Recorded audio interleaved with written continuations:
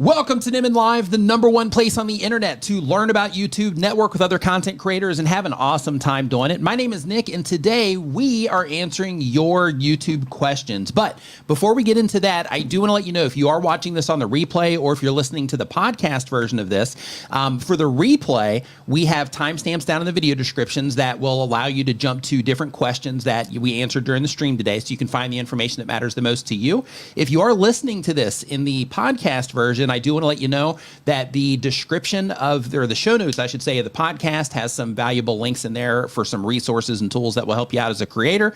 And in addition to that, I ask that you, when you get the opportunity, that you do leave some type of rating or something like that on the podcast as well, just so that, I can get that feedback. It would be super appreciated. But if you are here live today, I do want to let you know that we are answering your YouTube questions, and by we, I mean myself and my brother from the same mother, D. We are answering YouTube questions today. We are, well, yeah. You are going to answer YouTube questions, and I'm going to do my best to derail you. Yeah. And try to make you, I don't know, laugh and kind of break this facade that you have of just somebody who doesn't enjoy life. Who's just serious and not having a good time. Just a miserable creator on the other side of the table. Yeah, right. Struggling to get in here. Yeah. How's everybody doing? I hope you had a great week.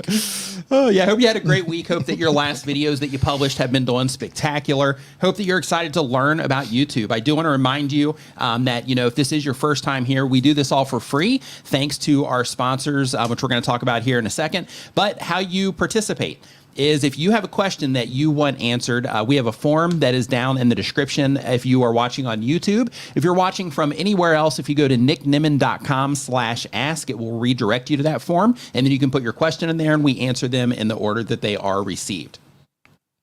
I also want to let you know that today's stream is brought to you by TubeBuddy, which is the #1 tool for YouTube content creators. TubeBuddy will help you optimize your videos for discovery.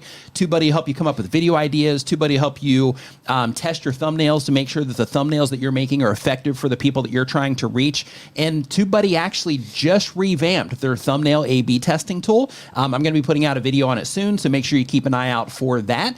And this stream, but you can find out more about TubeBuddy at tubebuddy.com/Nimmin. And of course, I've got a link to that down in the description.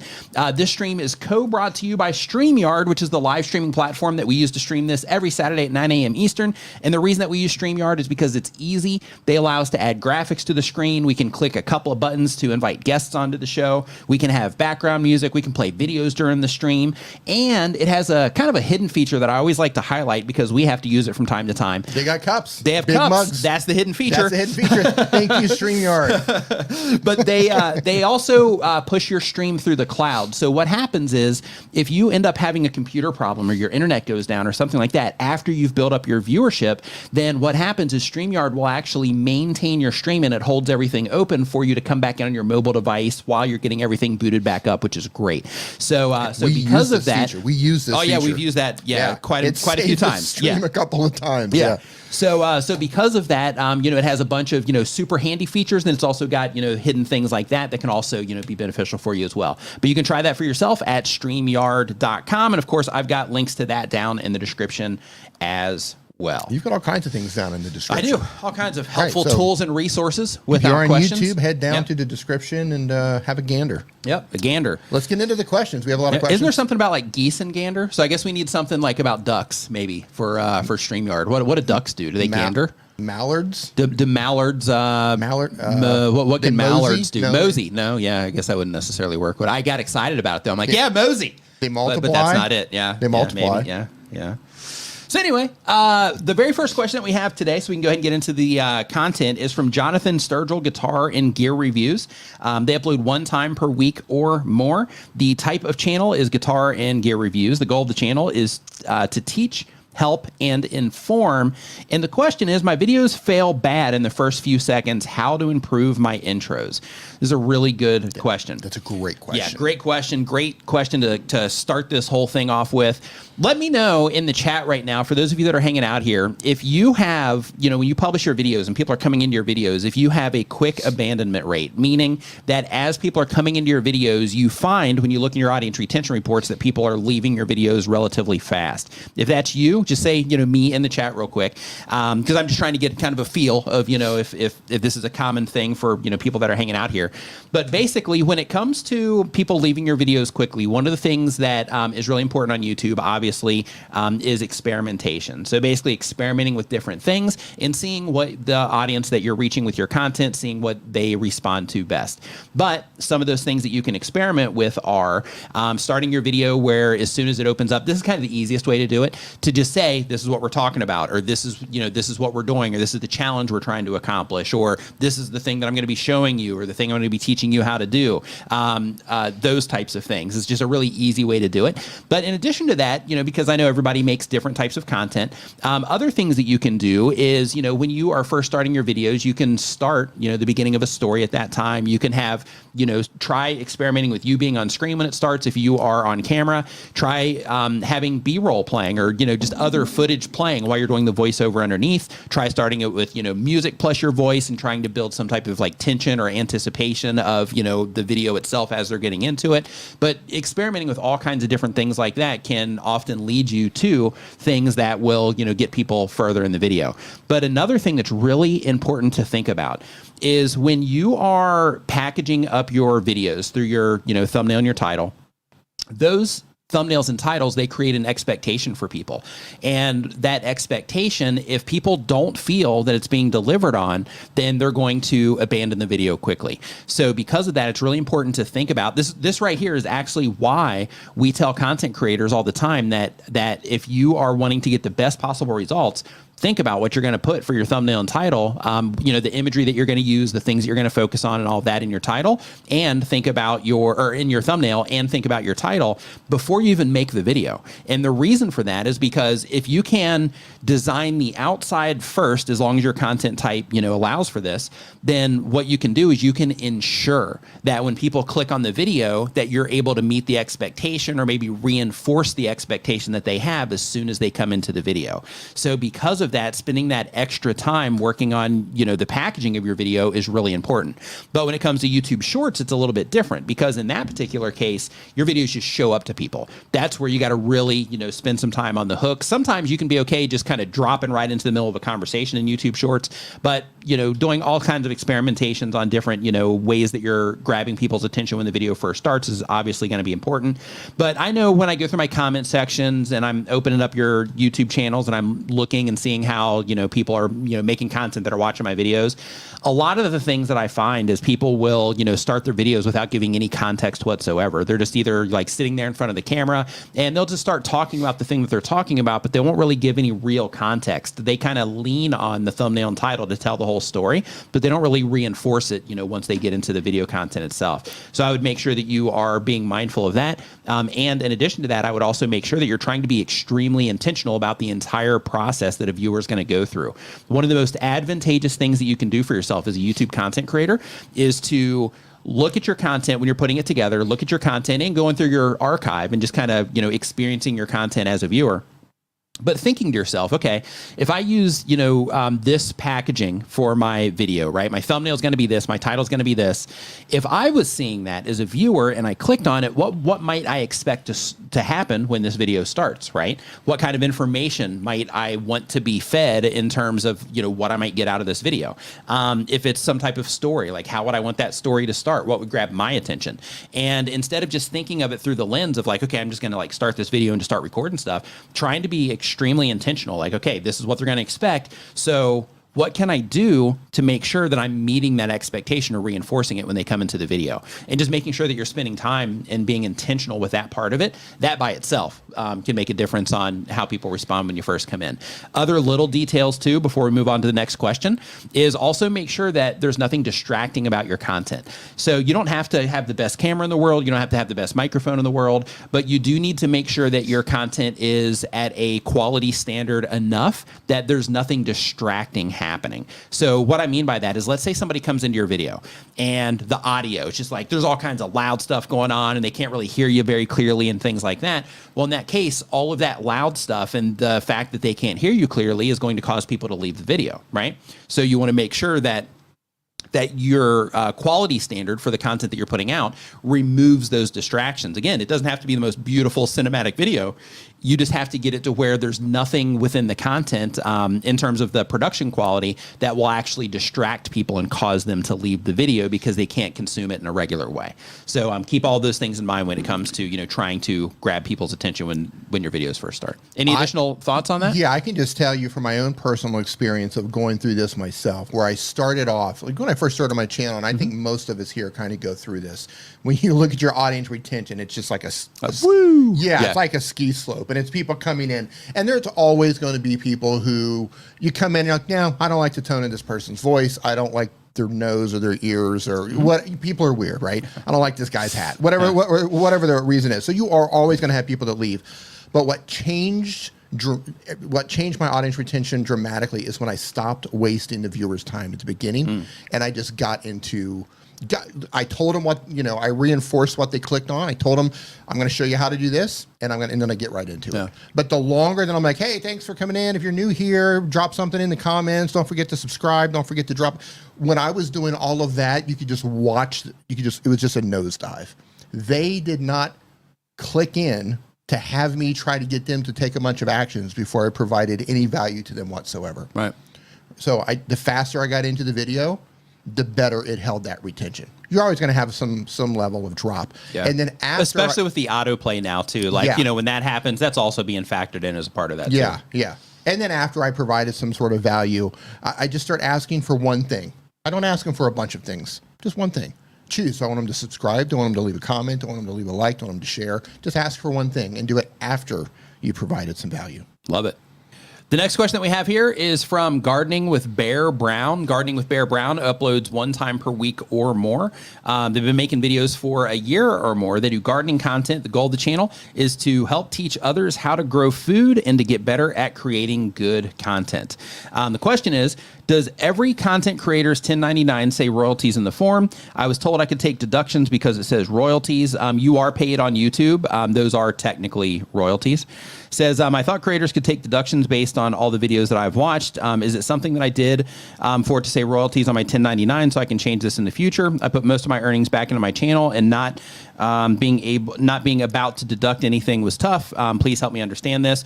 So the very first thing, because I don't know where you are in the world or anything like that, so I would definitely talk to. They're probably talking to the U.S. States, yeah, so. I would talk to. I would definitely talk to, you know, a tax person, you know, about this, because they're going to be able to. Yeah, they're going to be able to, you know, give you the full details on that.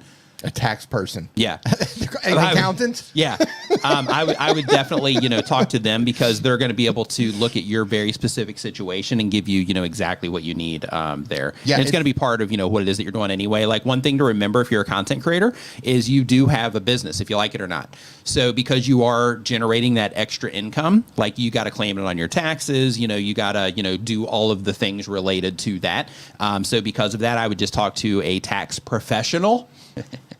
And then, you know, get that all sorted through them, customized to you and what it is that you're doing, and all that with your content. Yeah, and you currently cannot change how YouTube sends that out. Right. Yeah, however they send it out is how they send it out. So you're going to have to get with a tax professional and figure out a strategy that works best for your situation. Next up, we got Midwest Ghost Hunters. We're on number 3D, just in case. Okay. I'm not looking at it. Oh, okay. It's an entertainment channel. The goal of the channel, I refuse to participate, is to share history and hauntings of some of the creepiest places in the U.S. The question is, hey, Nick and D, what's going on? Hope you're doing great. Hey. Says, what impact does changing your channel name have? Will subscribers get notified? What about monetization? Thanks for all the great info. The only real thing that happens when you change your channel name is if you already have 100,000 subscribers, then you have to reapply for your check mark. That's it. So outside of that, you can change your channel name if you want to. You can change your handle if you want to. But the thing that you want to make sure that you're thinking about is like, your channel name itself isn't going to cause people to subscribe to your YouTube channel. If you're doing things like, you know, for people that are hanging out here in the chat, for example, right? So we have the creator classroom. So right there, one of the things that's advantageous for her name is she's in like live streams a lot and things like that. Not just mine, but, she's just, in the creator space. So she's hanging out, in these types of streams. But because her name is the Creator Classroom, if you're a content creator, then it's like, oh, okay, what is she doing, right? Because she's doing something about me.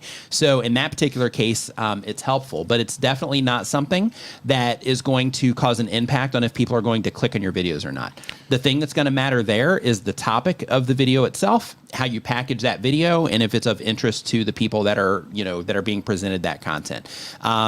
Nobody is going to see the channel name and be like, oh God, I got to check out this video because their channel is named something, right?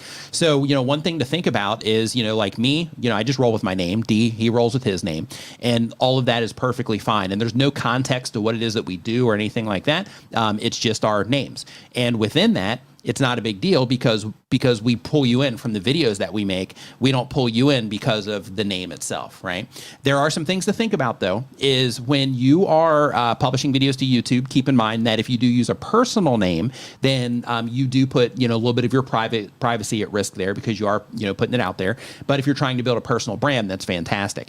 If you are going to be selling your channel in the future as part of your business, then in that particular case, if that's, part of like your, roadmap, then in that particular case, it can be helpful to use a brand name there instead of using a personal name, because then you can hire people for it, things like that. And then when you sell that business, it's all a part of that and it's all wrapped in as part of that sort of thing. So, but when it comes to people subscribing and, you being monetized and things like that, none of that stuff matters when it comes to your channel name. The thing that actually matters and that will make the biggest difference for you is the video content itself.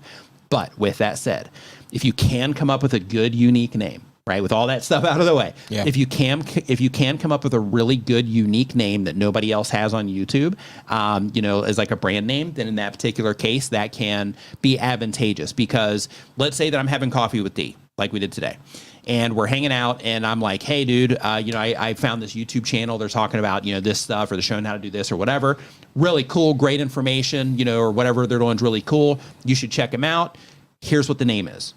And then he can hop on YouTube search and he can go and he can just type in that name, and then you're going to be the one that comes up, right? So because of that, having like a unique name, there's definitely an advantage there. Having something that's memorable is also an advantage. So for example, you don't want to put a bunch of like letters or not letters are fine, but you don't want to put a bunch of numbers, in your name, or any type of confusing things like the number 4, for example, like, tips for you, right? Then in that particular case, you got to, explain to people, yeah, it's the number 4, not FOR and not FOUR, right? So it just complicates things that way. So there are little things like that to be mindful of when you are choosing your channel name. But again, the thing that's really the only thing that matters is if people are coming into your videos and having a good experience or not. If they are, then everything else is going to propel forward. If they're not, then work on it until they do. But don't sweat the channel name too hard outside of thinking, how can I build, an internet brand? And I'm going to, customize everything for the sake of that internet brand. Yeah, let me add just a little bit to that. In regards to not using numbers, I know with the gamers it's really popular. Maybe they'll change the 3 for an E, right? So instead of having an E, they'll have a 3. Instead of an A, they'll have a 4. So don't get too clever. Right. Don't get too clever. And my rule of thumb for this is, if you have a successful channel to any degree, you will be eventually asked to come on somebody's podcast, and it might be audio only. Right. And when they ask you, how can our audience find you, you're going to have to be able to say clearly and succinctly what your channel, or how they can find you, what your channel name is. And if you have to start explaining that the E's are 4s, or there's an underscore, there's no underscore, it complicates stuff. It makes it hard to remember. It makes it difficult to remember. Also, you have to think about, what do you want to be known for, and what do you think your future is going to hold? So like you said, we both use names. We've both built your channels pretty significantly larger than mine. But if you were to go on and start another channel, you're already known. So people who like you as a creator might follow you to a new channel just because they like you. Right. Not necessarily because they like the information, but because I like this guy. I'm going to follow him and go to his new channel. So do you want to be known for your name with your personal brand, or do you want to build a brand? For example, I'm looking in the chat right now and I see Midwest Ghost Hunters. That's an awesome name. Cool name. Yeah. Right. That's an awesome name. And you also have the double dip too. Like the double dip is like genealogy with Amy Johnson Crow. Right. So there it's like, hey, I do genealogy content and here's my name. right? So that's like a double dip where she's nailing both of them in that particular Yeah. case. So, you know, if I were hanging out in this chat right now, and let's just say you got Midwest Ghost Hunters, that's one name. And if I were into ghost hunting, this doesn't mean I'm going to run and subscribe to the channel. Right. But I'd say, oh, a ghost hunting channel. Right. I might go check out the channel. But if his name was Dave Adams, it's going to go right by. Right. And you got to choose. And if somebody is hanging out, like in the chat, that's one thing. Or if somebody's like, you know, interacting on YouTube, then, you know, that's such a small advantage. Yeah. It's still an advantage, but it's such a small advantage because at scale is what you want to think about when it comes to YouTube. Like, you know, like those types of things like, hey, I'm hanging out in live streams. I'm hanging out, you know, I'm leaving comments and stuff on YouTube and just kind of interacting, you know, on the platform.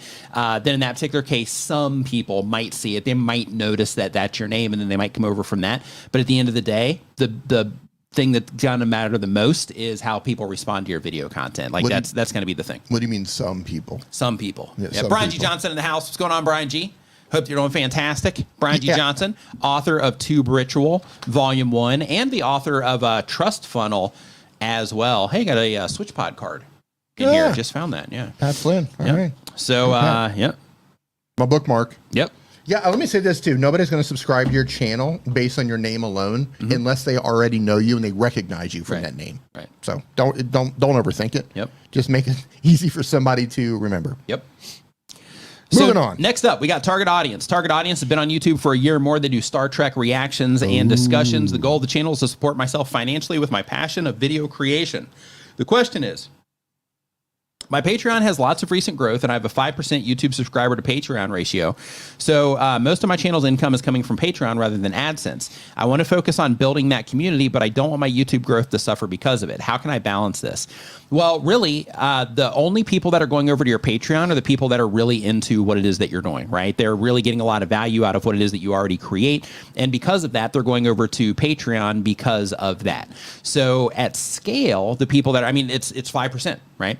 So at scale, the people that are interacting with your content, a majority of them are not going over there. So because of that, even though you do have some people leaving the platform, you know, from those videos, it's not working against you because it's not happening at scale. So because of that, I would just continue doing what you're doing, continue, you know, sending people over to there and continue providing value over on Patreon because that's what's working for you.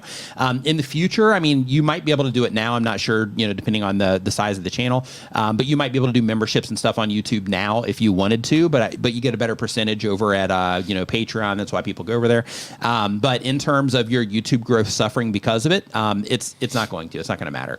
But the people that are going over there for that, you know, 5% leak that you're getting off of YouTube, one thing to think about there in terms of, you know, something that would be similar would be if you look at my video descriptions, I got a bunch of links going to a bunch of different stuff down there. So, you know, the same exact thing applies there to whereas people are coming in, they're interacting with the content, they're finding those links in the description and they're heading over there. Those people are abandoning YouTube at that moment in time too. Some of them might be coming back, some of them maybe not.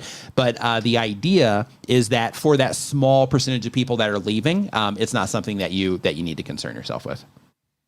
Brian G, get out of the camera. Come on, man. What are you doing? So next up, we got Build with Mooney. Build with Mooney does woodworking content. The goal of the channel is to share and teach with my journey. The question is, I just released a new video yesterday with a new style format, more of a storytelling and problem-solving video for a customer. I finally, after almost a year, got a good thumbnail that was planned out in my head way before the video. Question, I feel I got this video right with all of the data, and I'm telling myself to leave the title and thumbnail alone for a couple of weeks and let YouTube serve my video to that wider audience. I'm trying to get more confident with thumbnails and titles and try to trust my research and let the video marinate for a while. I feel titles are the hardest thing of my entire YouTube journey so far. Yeah, so titles can be challenging. Like if you've never done anything like this before, learning how to write, you know, a good title that will, you know, kind of pull people in or make people be like, oh, that I want to click on that. You know, that's kind of like a, you know, an art form within itself. So because of that, you know, just kind of embrace that process. Like you're already experimenting. You're already, you know, you've played with the format, you know, with what it is that you're doing to try to experiment there and see if you can get people to respond better there. You know, you're in the process right now, or you've done, you know, your titles and your thumbnails and you're doing them to a place now to where you're like, yeah, you know what, I'm going to let this one like sit for a little bit. So I encourage you to kind of lean into that, unless you're getting tons of views right when you first publish. Because if you get tons of views when you first publish, then in that case, you can look for your baselines and then make any adjustments that you need, as people are, responding or not, because you're getting a lot of people that are responding, and then you can be like, are they responding at a level that's similar to how they normally respond, or better or worse? So you can just get an idea there, and then, you can change things at that point. But I think the way that you're currently doing it in terms of like, I'm going to commit to this and just ride it out, I think that's a good move. I think it's a really good move, and I think that you should keep doing that. Yeah, I just want to add some context to that. Regardless of where you're at in your journey, you're always going to struggle with titles. Yeah. I mean, it gets a little bit easier, but you're in a constant state of trying to figure out the best way to package your content so it lands. Yep. Right? Because just because you get like 50 to 60 characers to really get it in there. So, being able to condense a whole idea down into that tough. And make it compelling. Yeah, it's definitely a challenge. Yeah. And sometimes the slightest change can make a difference. Yep. And sometimes you change it and it makes no difference whatsoever. Writing titles is such a big deal that there's people that literally their entire living is helping content creators write titles. Yeah. Right. So, because of that, just embrace it and be like, hey, this is something I'm learning right now. And, I'm trying to get better at it. You know what else is difficult? Learning how to do a liver transplant. I bet that is. Yeah. Bet that probably is. Yeah. That was one of the most difficult things I ever learned how to do. Yeah. Well, hopefully, you might be able to pass that on a little bit. Yeah. Dr. Vibe Show is our next question. The type of channel is to inform and educate, and the goal of the channel is to educate and entertain and to empower. And the question is it a good thing to upload audio podcasts to YouTube? If you're going to be uploading to YouTube, I recommend that you actually, have a video, attached to it as well. Technically, you can upload the audio because it can go into YouTube Music and people can listen to it there. But, the YouTube side of YouTube is it's more of a visual medium. So because of that, if you can, then, upload, a video to it. But if not, if you're like, hey, all I got is audio, then in that case, go ahead and upload the audio. It's fine. Because then you at least get it up there, and then you can also, get it to YouTube Music and everything. So because of that, go ahead and do it. But if you want to get the best, possible, results out of it, I recommend that you do videos along with it. Yeah, for those of you who don't know, as how we got here, Genealogy says D's new channel is Dr. D's Self Surgery. All right. Yeah, that'll be monetized pretty quickly on YouTube, and you have a new channel member. Right. Colbert, welcome to the Nimminati. So when you get the chance, go to nimminvip.com. That's going to redirect you to the members-only Facebook group if that's something that you're interested in. In addition to that, you also have access to the member side of our community Discord. So basically, as soon as you connect your account there, then you're going to have access to that also. So make sure that you submit to the Facebook group if that's something that you're interested in before the stream is complete. And if so, or if you do, then I can get you in there actually as soon as the stream is over today. One of my favorite channels still is You Suck at Cooking. Oh yeah, it's great. And You Suck at Photoshop too was always good. Yeah. So same group. You Suck at Surgery. Yeah, that would be. That's good, ladies and gentlemen. That's funny. Channel pivot. You Suck at Surgery. Oh man. Yeah. And hey, just a quick reminder, if you are, if you are watching this, I do want to remind you that if you do have any question that you want answered about, YouTube or what it is that you're doing on YouTube, if you're watching on YouTube, there's a form down in the description that you can go, fill out to get your question answered. We answer them in the order that they're received. And if you're watching from anywhere, if you just go to nicknimmin.com/ask, then it's going to take you right to that form. You can do that if you're on YouTube too. And then it's going to take you right to that form, and you can get your question in there. And if it gets in there now, it will get answered on the stream today because we don't have hardly any questions in here right now. We missed a super chat. Did we? From Bosnia. Yep, head over to the stars. Okay, yep, see it? Right here. All right. Says, I can't get, and this is from Price Kraza, says, I can't get more viewers. Greetings from Bosnia. So here's the thing when it comes to YouTube is a competitive platform. And since YouTube is a competitive platform, that means that the content that we publish has to be competitive against all the other content that's on YouTube that YouTube thinks is a good fit for the people that we're trying to get to watch our videos. And if it's not, then in that particular case, you're going to publish it. They're going to try to show it to some people. But if people don't respond to it, then instead of, showing yours more at a high rate, then they're just going to limit that a little bit. And they're going to prioritize the content that does get that response that's competitive with all the other content. content. So because of that, if you're not getting any views at all on what it is that you're doing, first go into your YouTube analytics, look at your impressions. An impression on YouTube that means that YouTube is showing your content to somebody on the platform. So if they're showing your content to somebody on the platform, but people are not responding to it, then in that particular case, YouTube is doing its job, but you're just not able to get people to respond to what it is that you're doing. So because of that, you have to go through the learning curve of learning how to, come up with good video ideas, package those video ideas through a good thumbnail and title. And then once somebody clicks on the video, they have a good experience with the video. When you get good at those things, then your videos are going to start getting more views on them. You'll start getting more impressions, and the whole machine will start working for you in your favor, so to speak. Yeah, how we were just talking about. But it's hard. It's not easy. It's not easy. We were just talking about landing that title. Yeah. Right. You have to not only land the title with your target audience, but you got to land the whole package. Yeah. You got to land the thumbnail. You have to land. You got to land the thumbnail. You got to land the title. You have to land that first 30 seconds. You got to land the first 5 seconds. Right. Then you got to land that first 30 seconds, and then that first minute. It's a process, and if you're just getting started and you do not yet have these skills, don't worry. You will get them. Right. You will get them. You just have to keep uploading, keep making content, keep learning. Look at your data. Look at the analytics. Look at where people are falling off at your audience retention report and try to figure out through trial and error why people are clicking off. Yep. And you have to, and this is, nobody likes to do this, self included. It's a difficult thing to admit to yourself that you're not doing a good job. Right. We've all been there. Yep. But you have to swallow that, and you have to understand that you're coming to this. Most of us are come into YouTube with no skills in how to do this. Yeah. So don't be hard on yourself. Just like, look, I don't know how to do this, so I'm going to stumble and it's going to take me a while. And understand, like with anything in life, if you're going to learn another language, you're going to learn an instrument, you're going to learn anything, it's going to take a while. And, right. and social media is no different. Some people are a little bit more natural at it than others. Some people just get in front of a camera and it just connects. Yeah. But the rest of us mortals, we're in the trenches, slugging it out video after video. Yep. So hang in there. Yep. Yeah, self-reflection is hard. Yeah, and another thing too is like when it comes to YouTube and just getting a response on YouTube just in general, keep in mind that you're literally competing with videos from professional content creators. Like you're competing with videos from professional content creators, you're competing with videos from people that just like get it, right? That they know how to do the stuff.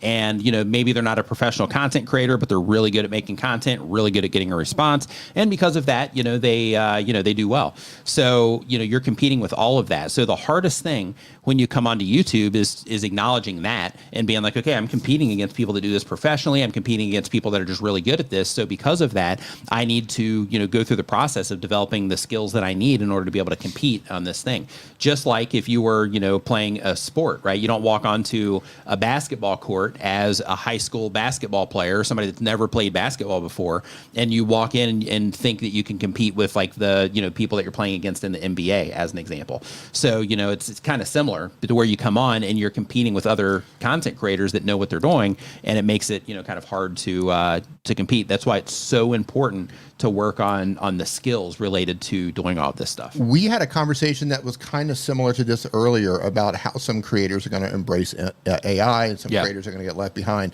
And that kind of ties into this in regards to how some people just, they can't get over that hump of that they're doing everything correct. Right. Don't be so proud that you were just convinced that you were doing everything correct. Right. The audience. Assume you're not. Even exactly. if you Assume are, you're not. even if things are working out, assume that you're not. Yeah. Yeah. Yeah. Just, you have to go into this and understand, look, I don't know what I'm doing. And even though you might think you know what you're doing, the data does not lie. Right. But so if you've been doing this for a while, if you've been at this for a while and you've got a lot of content up, 50 videos, 75, 100 videos up, and you are still not making any traction at all, you need to go look in the mirror because you're doing something. Right. Yeah. It's something that you do not yet have the skill for. Yep. But you can learn that skill. You can learn it. You can learn it.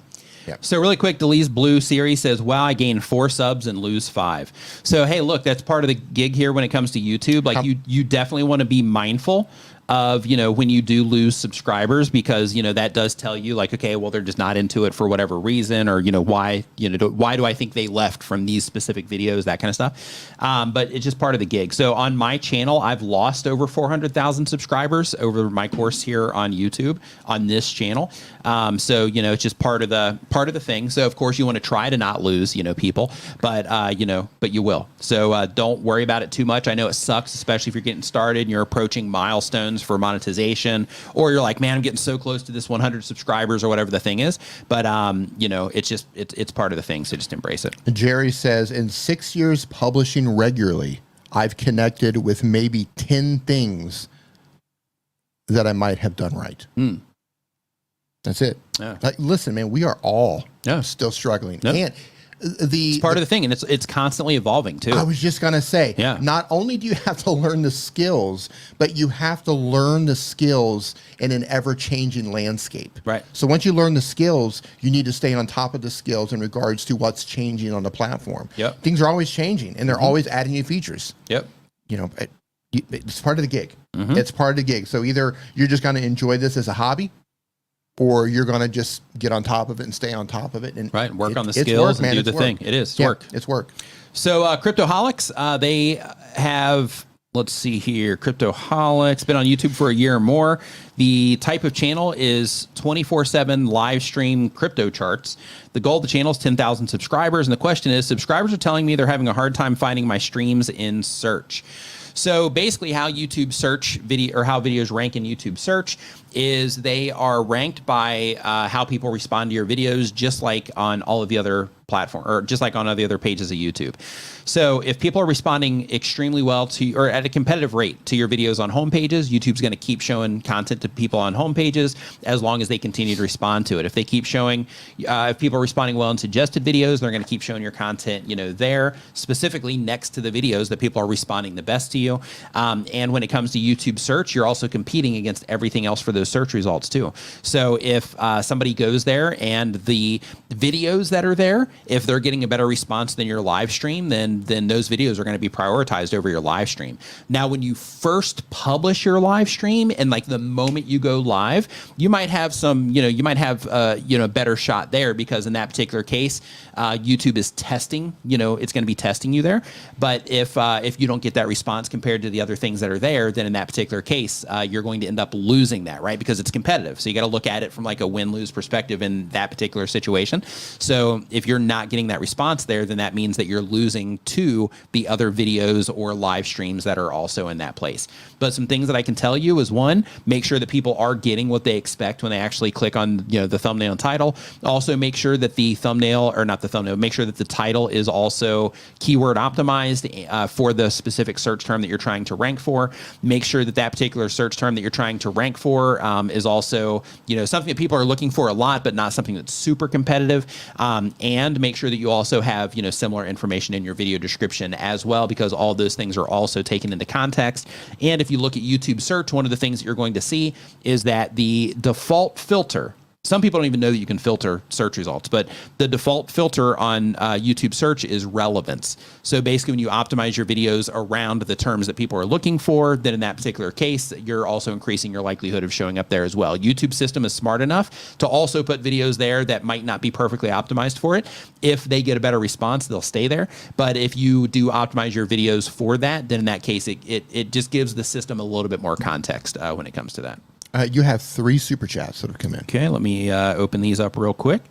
So the first one, Home Rapid Repair, thanks for the super chat, says, when I look at other channels in my topics that have been on YouTube for years, they get massive views. How long do you say that you were consistent with your main channel before you felt it was taken off? So my experience That's from a good question. Yeah. So this channel here, so my first 5 months, I got 150 subscribers. I can't remember how many videos that was, but it was a decent amount of videos. Then I took a hiatus on this channel for a while. and worked on another channel. I worked on that channel actively for, I think, about 9 months or so, maybe 10. And then I left that channel and then came back here. After I came back here, using the knowledge that, that I attained from the other channel, in that case, when I came back here, I, took a better approach to it. And shortly after I started, publishing back here again, then, things started taking off. So in terms of, how long, it was a while, before it started taking off. Right. Define success. Well, he says before you felt it was taking off. Before it's taking off. Yeah. Yeah. But, okay. So that would be the point where you acknowledge the momentum. Right. I can tell you the moment that I had a breakout video. So I can't remember the actual video itself, what it was, but I can tell you that I published the video, and it was just like the rest of them, where I'm just like, hey, I'm just going to publish it and then, kind of do whatever. So I published the video, and then I went to go pick up my girlfriend, who at that time, she was getting off work, I think around like midnight or something. So I published it like right around midnight, drove, maybe, I don't know, 8 minutes, maybe 10 minutes to go pick her up. And when I got there, I opened up my creator studio and I looked in there, and the video already had like, 1,000 views on it or something like that. And at that time, that was like the biggest or the fastest, amount of views that I had on a video. And at that moment in time, I'm like, holy cow. And then by the time I got home, it had, a bunch of views on it too. And like that one video ended up, kind of being my first step into like real momentum on this channel on YouTube. So if you are, if you have those old videos that are getting lots of views on them, and you're staying consistent now, one thing I would do is I would look at those videos and say, hey, these have a lot of views on them. Are they still getting views? If they're not, then can I like repackage these? Can I mention them? And can I mention them in new videos? And then if I have cards, because I think what you're doing is pretty evergreen, you're showing people how to repair stuff around the house.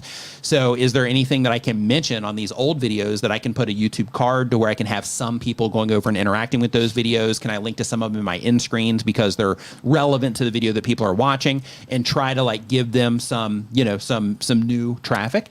And by doing so, you might put yourself in a situation where YouTube's like, oh, hey, these type of people are responding to this. They're watching it. They're enjoying it. So let's show it to more people, like this. That's what I would be thinking about with some of that older content. If it's starting to, kind of not have the juice that it did before, is I would be thinking about, that sort of thing on videos that people enjoyed. Oh, we just have a great question though. Yeah, it's Ramadan. Oh, it's Ramadan. Okay. So those of you who are celebrating Ramadan, Ramadan Kareem, I believe is the right way to say that. Nice. Yep. Have a wonderful Ramadan.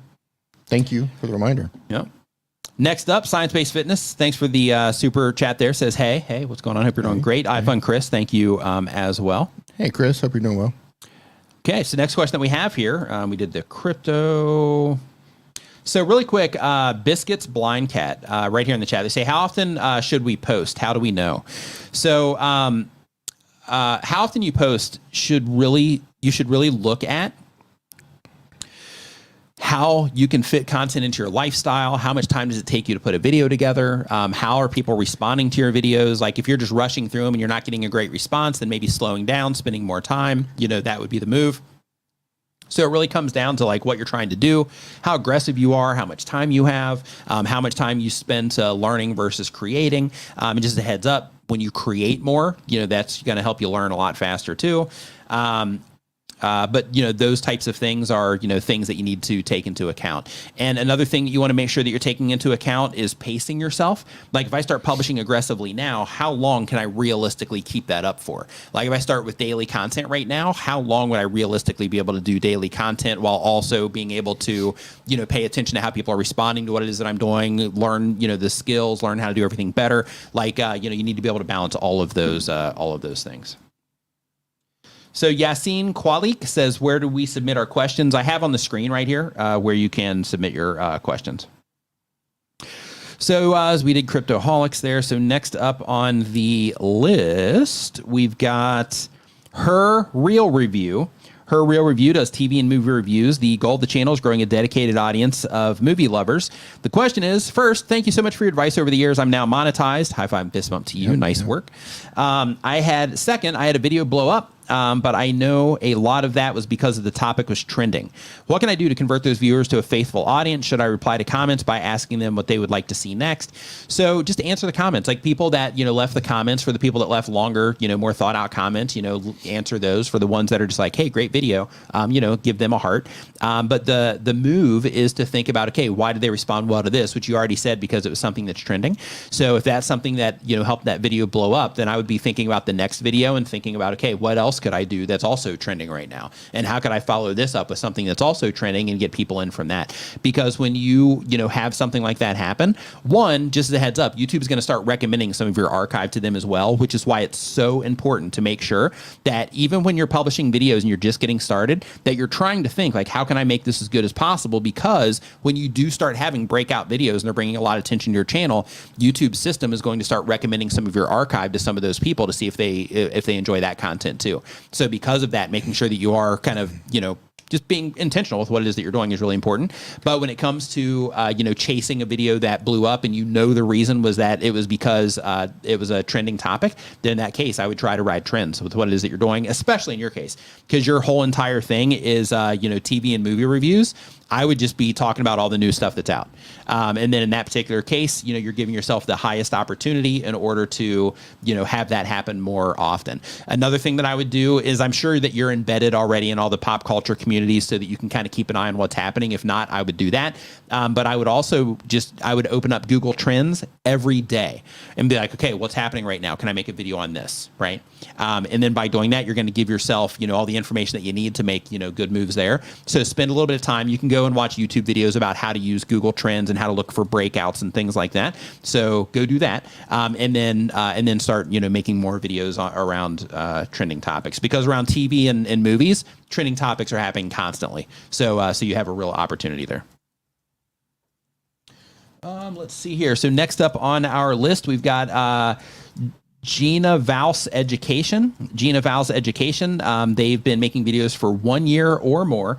The type of channel is educational content. The goal of the channel is building an online business. And the question is, I've used Opus Clip for subs and shorts. What do you recommend for similar style automatic sub creation for long form videos?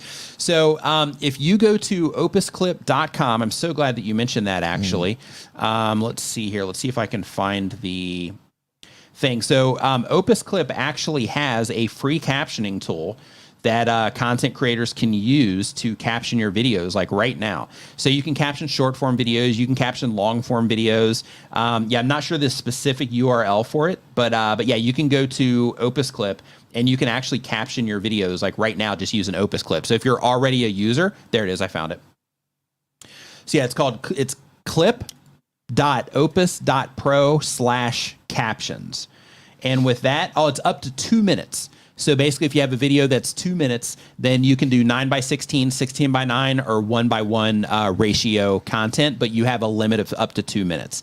Outside of that, for longer videos, CapCut's a pretty easy caption thing. I know you've kind of raved about their captioning thing, and they're a free tool. So are there captions free in there? Yeah. I actually have some up. I'm getting back up on the horse, and I'm uploading some videos about CapCut. They have free captions in CapCut. And let me say this, from everything I understand from Opus Clips is significantly better. But CapCut is free. As long as you don't, look, if you have a long video, and it's, 8, 10, 15, 20 minutes long, you might have to finagle with some of the captions, not in terms of the mistakes. It's like 99.9% accurate with how you speak. But sometimes like the sizing will get weird depending on the type of template that you use. But it's free. It's free. So it's easy to figure out too. Yeah, so for Giovanna's, so it's CapCut and it's free. They have an app and they have it for computers too. Yeah. But it's free, and then that does horizontal videos for as long as the video is. So you can just drop your video that you've already made, drop it directly into that, and then it can do it. If you're using like Premiere, you can do it inside of Premiere also. They have a captioning option in there. But yeah, so Chantel just put the link to the free captioning tool. But again, yeah, anybody here, by the way, can use that free captioning tool at Opus for videos up to 2 minutes long. They can be, any of those ratios that I mentioned earlier, but you can use that for any of those. So let's see here. So next up, do you have my channel down in the description? I'm not sure if I do or not. Okay, so I've just recorded multiple CapCut videos because I started editing on CapCut. That's the whole reason why. I moved from PC to Mac. Just keep talking for a second. I'll put it down there real quick. I moved from PC to Mac, and I didn't want to relearn another a complicated piece of editing software. I got rid of Vegas Studio because it was crashing too much, and I was experimenting with Premiere and Final Cut and DaVinci, and I was like, I don't need this for what I'm doing. And I started playing with CapCut and just absolutely fell in love with it. So I'm going to be uploading some tutorials. I don't know. I'll probably upload 5, 6, 7 videos on CapCut. So if you want to learn how to use it on a desktop or on a mobile device, go over to subscribe to my channel, D Nimmin. Yep, and I think it was probably put in the chat, but if not, I just added that to the description down below. So you might have to refresh the page or something in order to see it. But I just added his channel in the description down below. Yeah, I got to add that to the upload template there since you're going to be publishing again. Thanks, Chantel. Chantel just put my channel in the chat. Ah, fantastic. Yeah, and if you're doing anything on your phone already, I have videos on there about how to make thumbnails with your phone, etc. So you're a mobile content creator, head on over. Ernie says, put Dee's channel link in the same place as the play button so you won't lose it. Ah, love it. So it's never going to end for you. You know that, right? Hey, I know you mentioned on the stream you were doing with Daniel that you were going to get a different one, that you're going to go through the process of ordering a new one. You're going to go through the process of ordering a new one. That's fine. That's fine. But when do you want to do that? When you hit 1 million subscribers, you're going to have that made out to me. Okay, but for the silver one, when no, for the gold one, that's the mishap. Yeah, that's probably not going to happen. But like for the silver one, when do you want to do that? That's the trade-off. Yeah.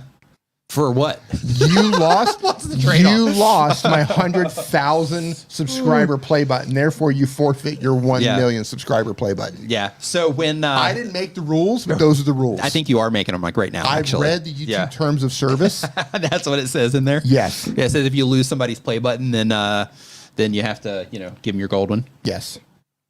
So let's hear. So next up, we've got, really Courageous Painting says, are you still making beats on Creator Mix? Some of those beats are fire. Thank you. We have like 300 or 400 songs that haven't gone up just because YouTube content ID is such a pain in the butt. But yes, I just don't know when they're going live. So Seal of Snipes is our next question here. They do daily content. The type of channel is Dungeons, Dragons, gameplay.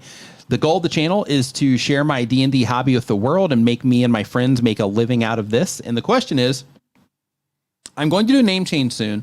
What would be a good way to transfer, or does it even matter? Also, I'll post my first video next month. Any suggestions?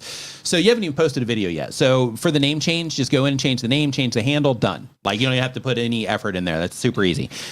In terms of, you're publishing your first video next month. Do I have any suggestions?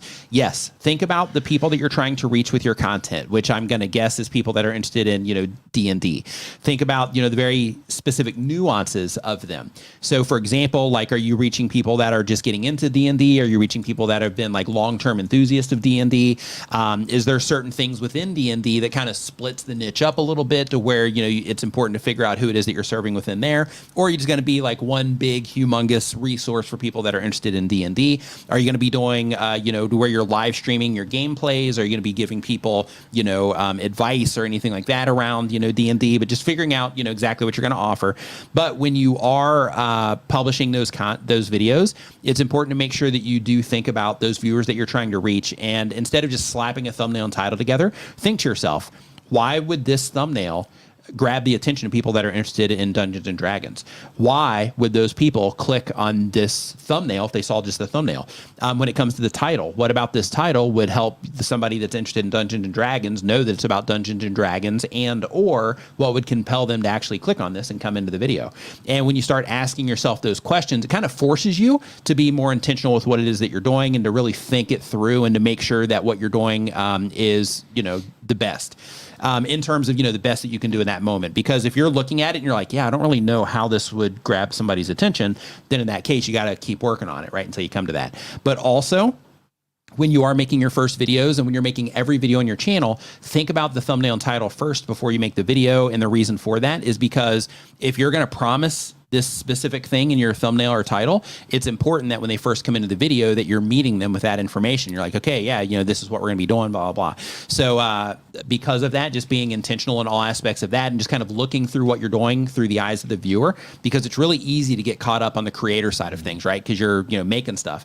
So it's really easy to get caught up in like, hey, I'm just trying to get this video done versus, okay, how is somebody going to, you know, interpret this first stuff that they're seeing and they're hearing when they come into this video?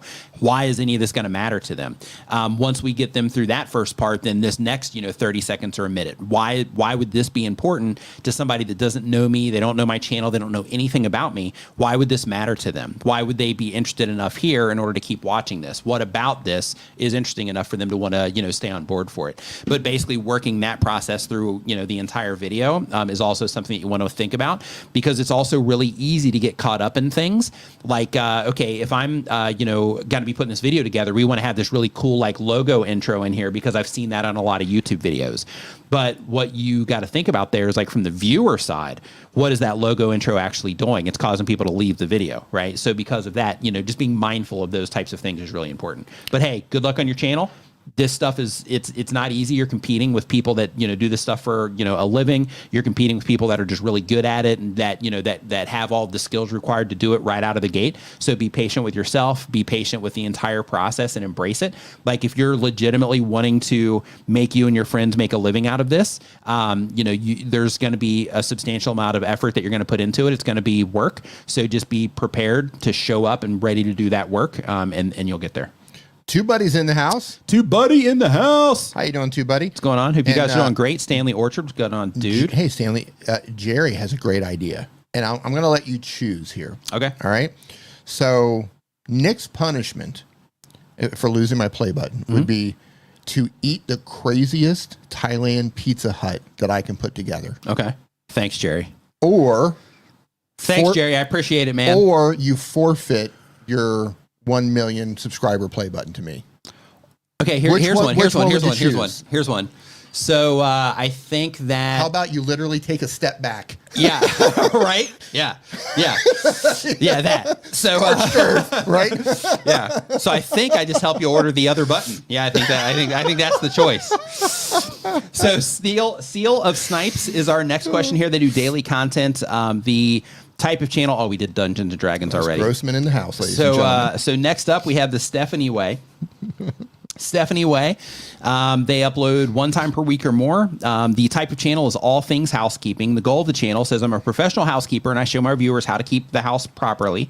The question is, I get a lot of emails trying to get me to pay for SEO. Is SEO something that I need to pay for? I have 20,000 subscribers and I average about 8 to 9, 10,000 views.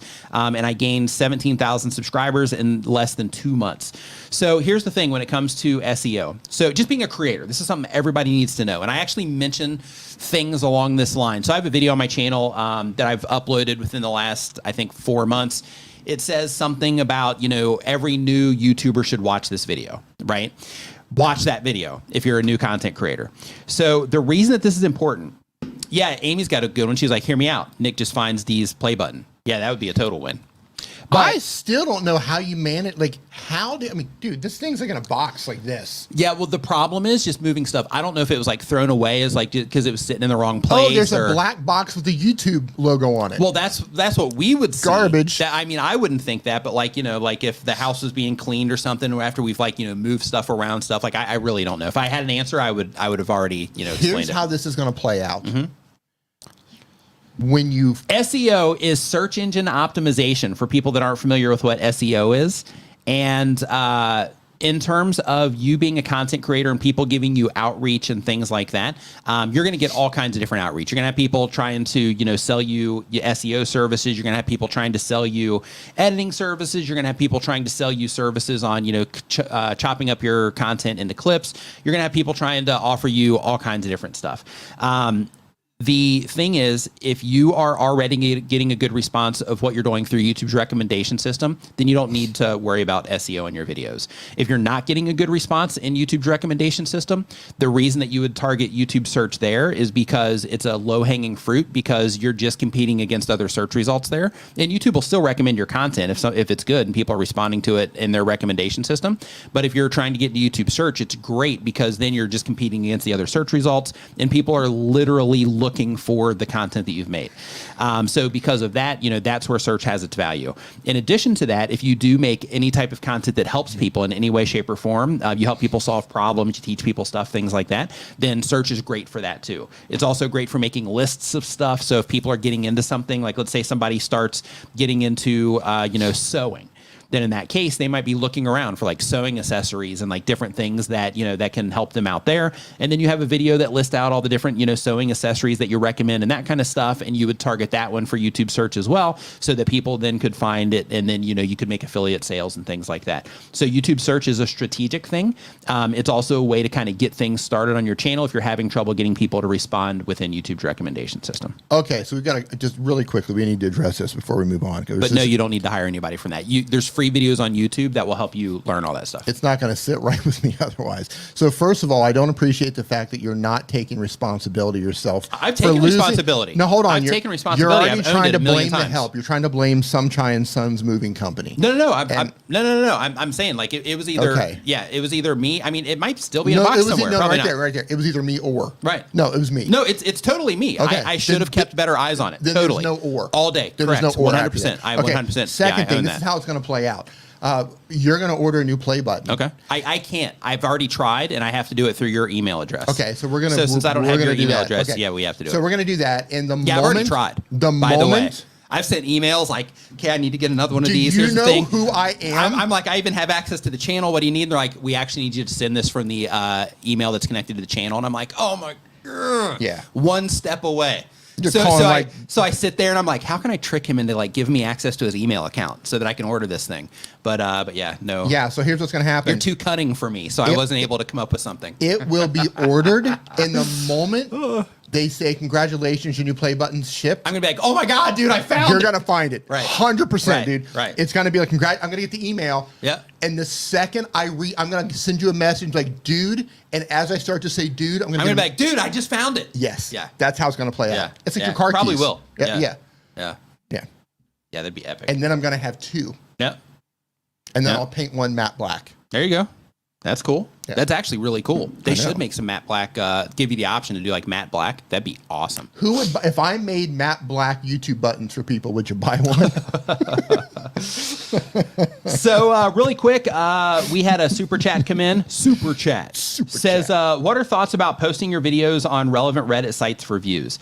So when it comes to posting your videos on relevant Reddit sites, that can be effective, but keep in mind most places on Reddit, most quality places on Reddit don't allow people to post video links there. The conspiracy subreddit, stuff like that, they let people do that stuff. And you see a lot of people in those to where they're like, oh yeah, they'll make a post about it and then they'll reference their, video as like whatever. But basically it's crystal clear that they're just trying to get attention to what it is that they're doing there. But those are like low quality, groups anyway. But you can absolutely, if your video aligns well with the community on Reddit, you can get a decent amount of traffic from doing that.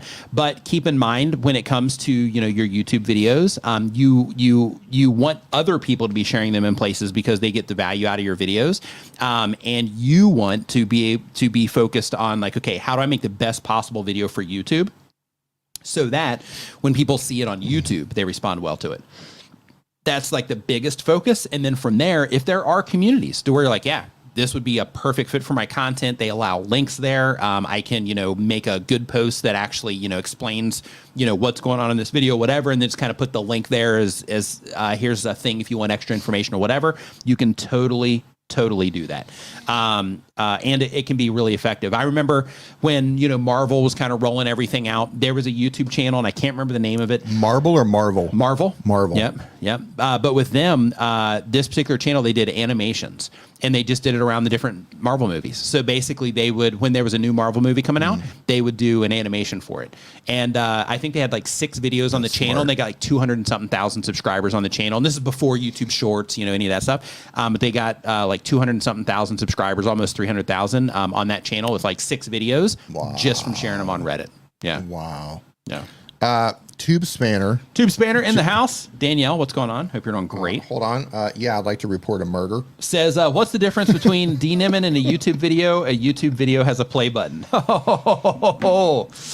Love it. Yeah. Love it. That's a good one right Got there. me. I like that one. Yeah. Got me. Yep. Yeah. I The feel Marvel Cinematic Universe. That's like a whole other thing. Yeah, somebody needs to hop into Midjourney and make that real quick. the marbles. Marvel. Yeah, the Marvels are marbles. And, and the marbles are all like the characters. Yep. Yeah, if you want some social media cred real quick, make a bunch of those, make like 20 of them, and drop them in the Chat GPT subreddit. Yeah, if you want some quick internet points. The Marvel Cinematic Universe. Yep. I feel violated, Danielle. That I don't feel good after that one. Oh, love it, love it, love it, love it. All right, so next up on our list here, we've got Stephanie Way, housekeeping. Okay, we talked about the SEO and people trying to sell you stuff.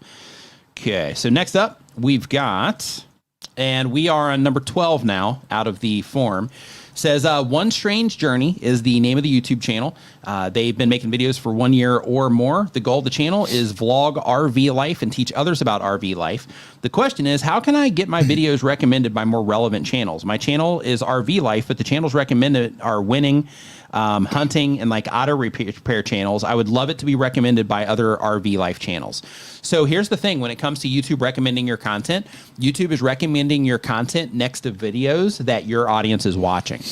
That's why you're actually getting clicks from those sources. So in addition to that, YouTube also has sorting options for set suggested videos also.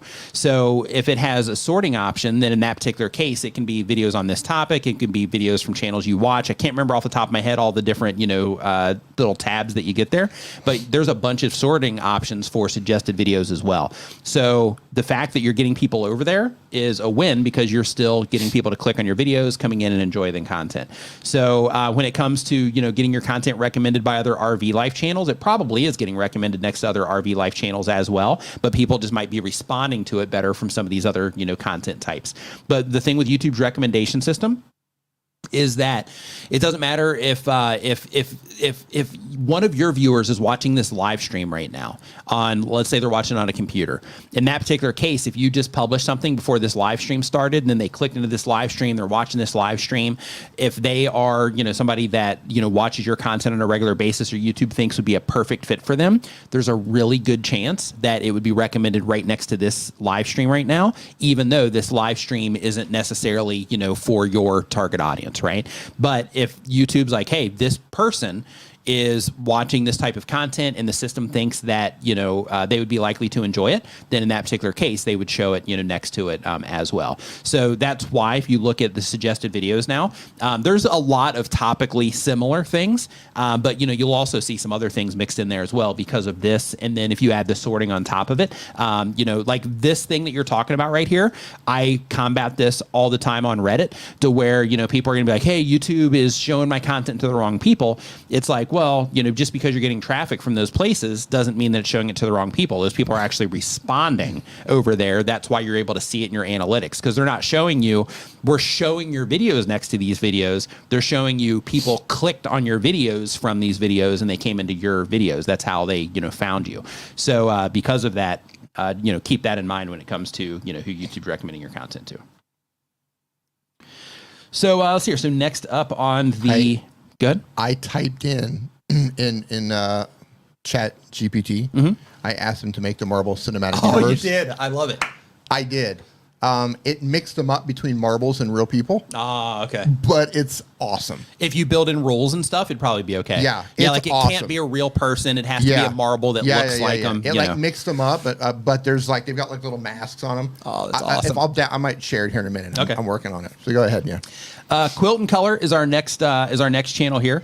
They upload one time per week or more. They do quilting content. The goal of the channel is they enjoy making quilts and sharing techniques. The question is, all my videos are about quilting and art. How can I get YouTube to show my videos to quilters? I had a viral video about using an African fabric for quilting. It was sent to an international audience, not necessarily about quilting, and I think that's affecting the audience. So the best thing that you can do to get YouTube to show your quilting videos to people that are interested in quilting is make sure that it has something to do with quilting. Make sure that the words, quilting is in the title and that it's something that those people would respond to. Make sure that the imagery in the thumbnail is focused on things related to quilting as well, to make sure that the people that YouTube is showing it to make sure that they can quickly and easily identify that it's about quilting, so that the only people that are clicking on that video are going to be people that are interested in quilting. When you do that, then in that particular case, everybody that's going to be coming into your content is going to be interested in quilting. I call these types of things like audience identifiers. So the same exact thing would be, like let's say you're a channel and you're targeting like single parents.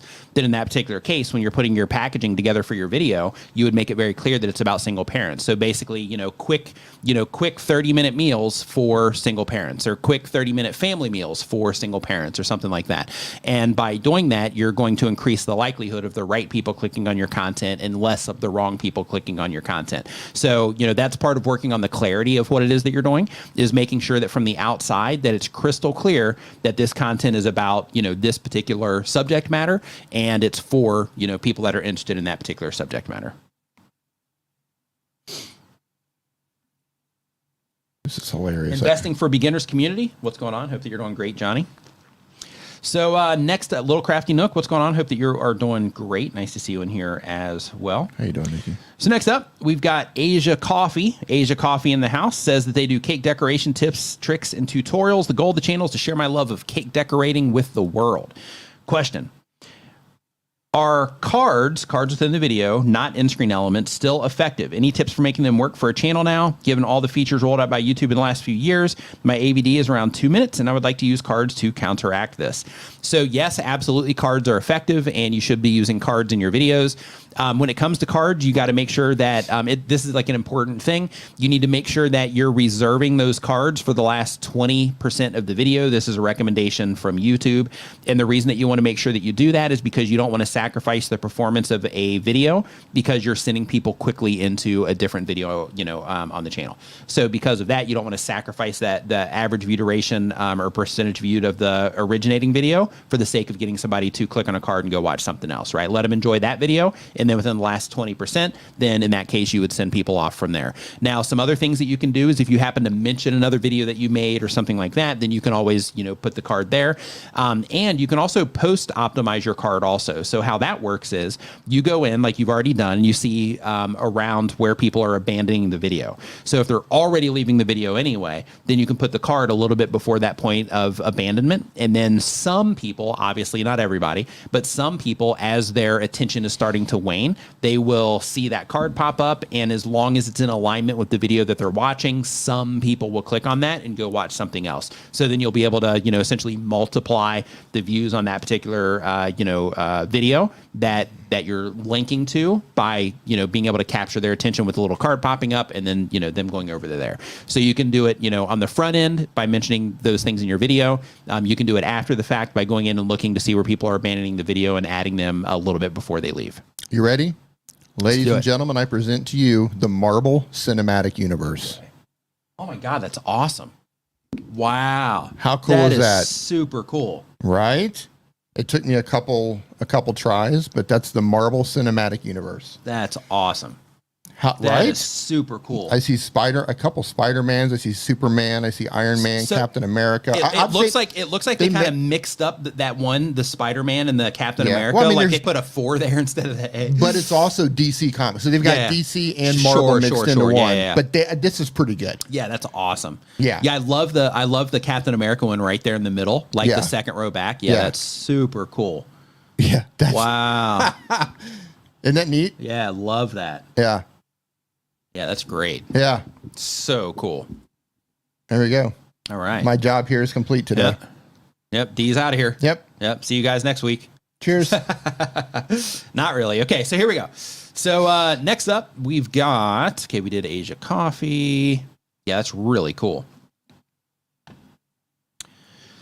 So really quick, I would love to talk about this because we were just showing an AI thing. Spotsya says, how do you think AI is going to strengthen or eliminate content creators? So I think that if you are using the AI tools, that I think that you are going to have an advantage over everybody that is not. I've had some sneak peeks of some stuff that's on the way, and if you're not using it, you're going to lose to the people that are. Just as a heads up there. But when it comes to, AI, I think that, it's definitely something that's going to help us do what it is that we do better. I think it's also going to create new genres of content because, with AI avatars, things like that, even though we're going to have to disclose it, just like people watch anime, right? People watch anime, people watch animated, YouTube videos. I think the same exact thing is going to apply to people making new genres of content using AI specifically.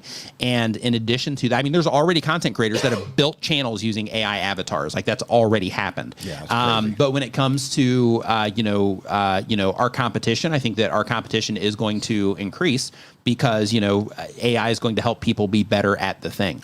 And, right now we're at the front of it all. So, as all of this stuff gets smarter and it gets, more people have time to, make the tools and all that stuff, then in that particular case, I think that it's going to be a huge advantage for creators that lean into it. I think there's going to be plenty of people that are going to fight it.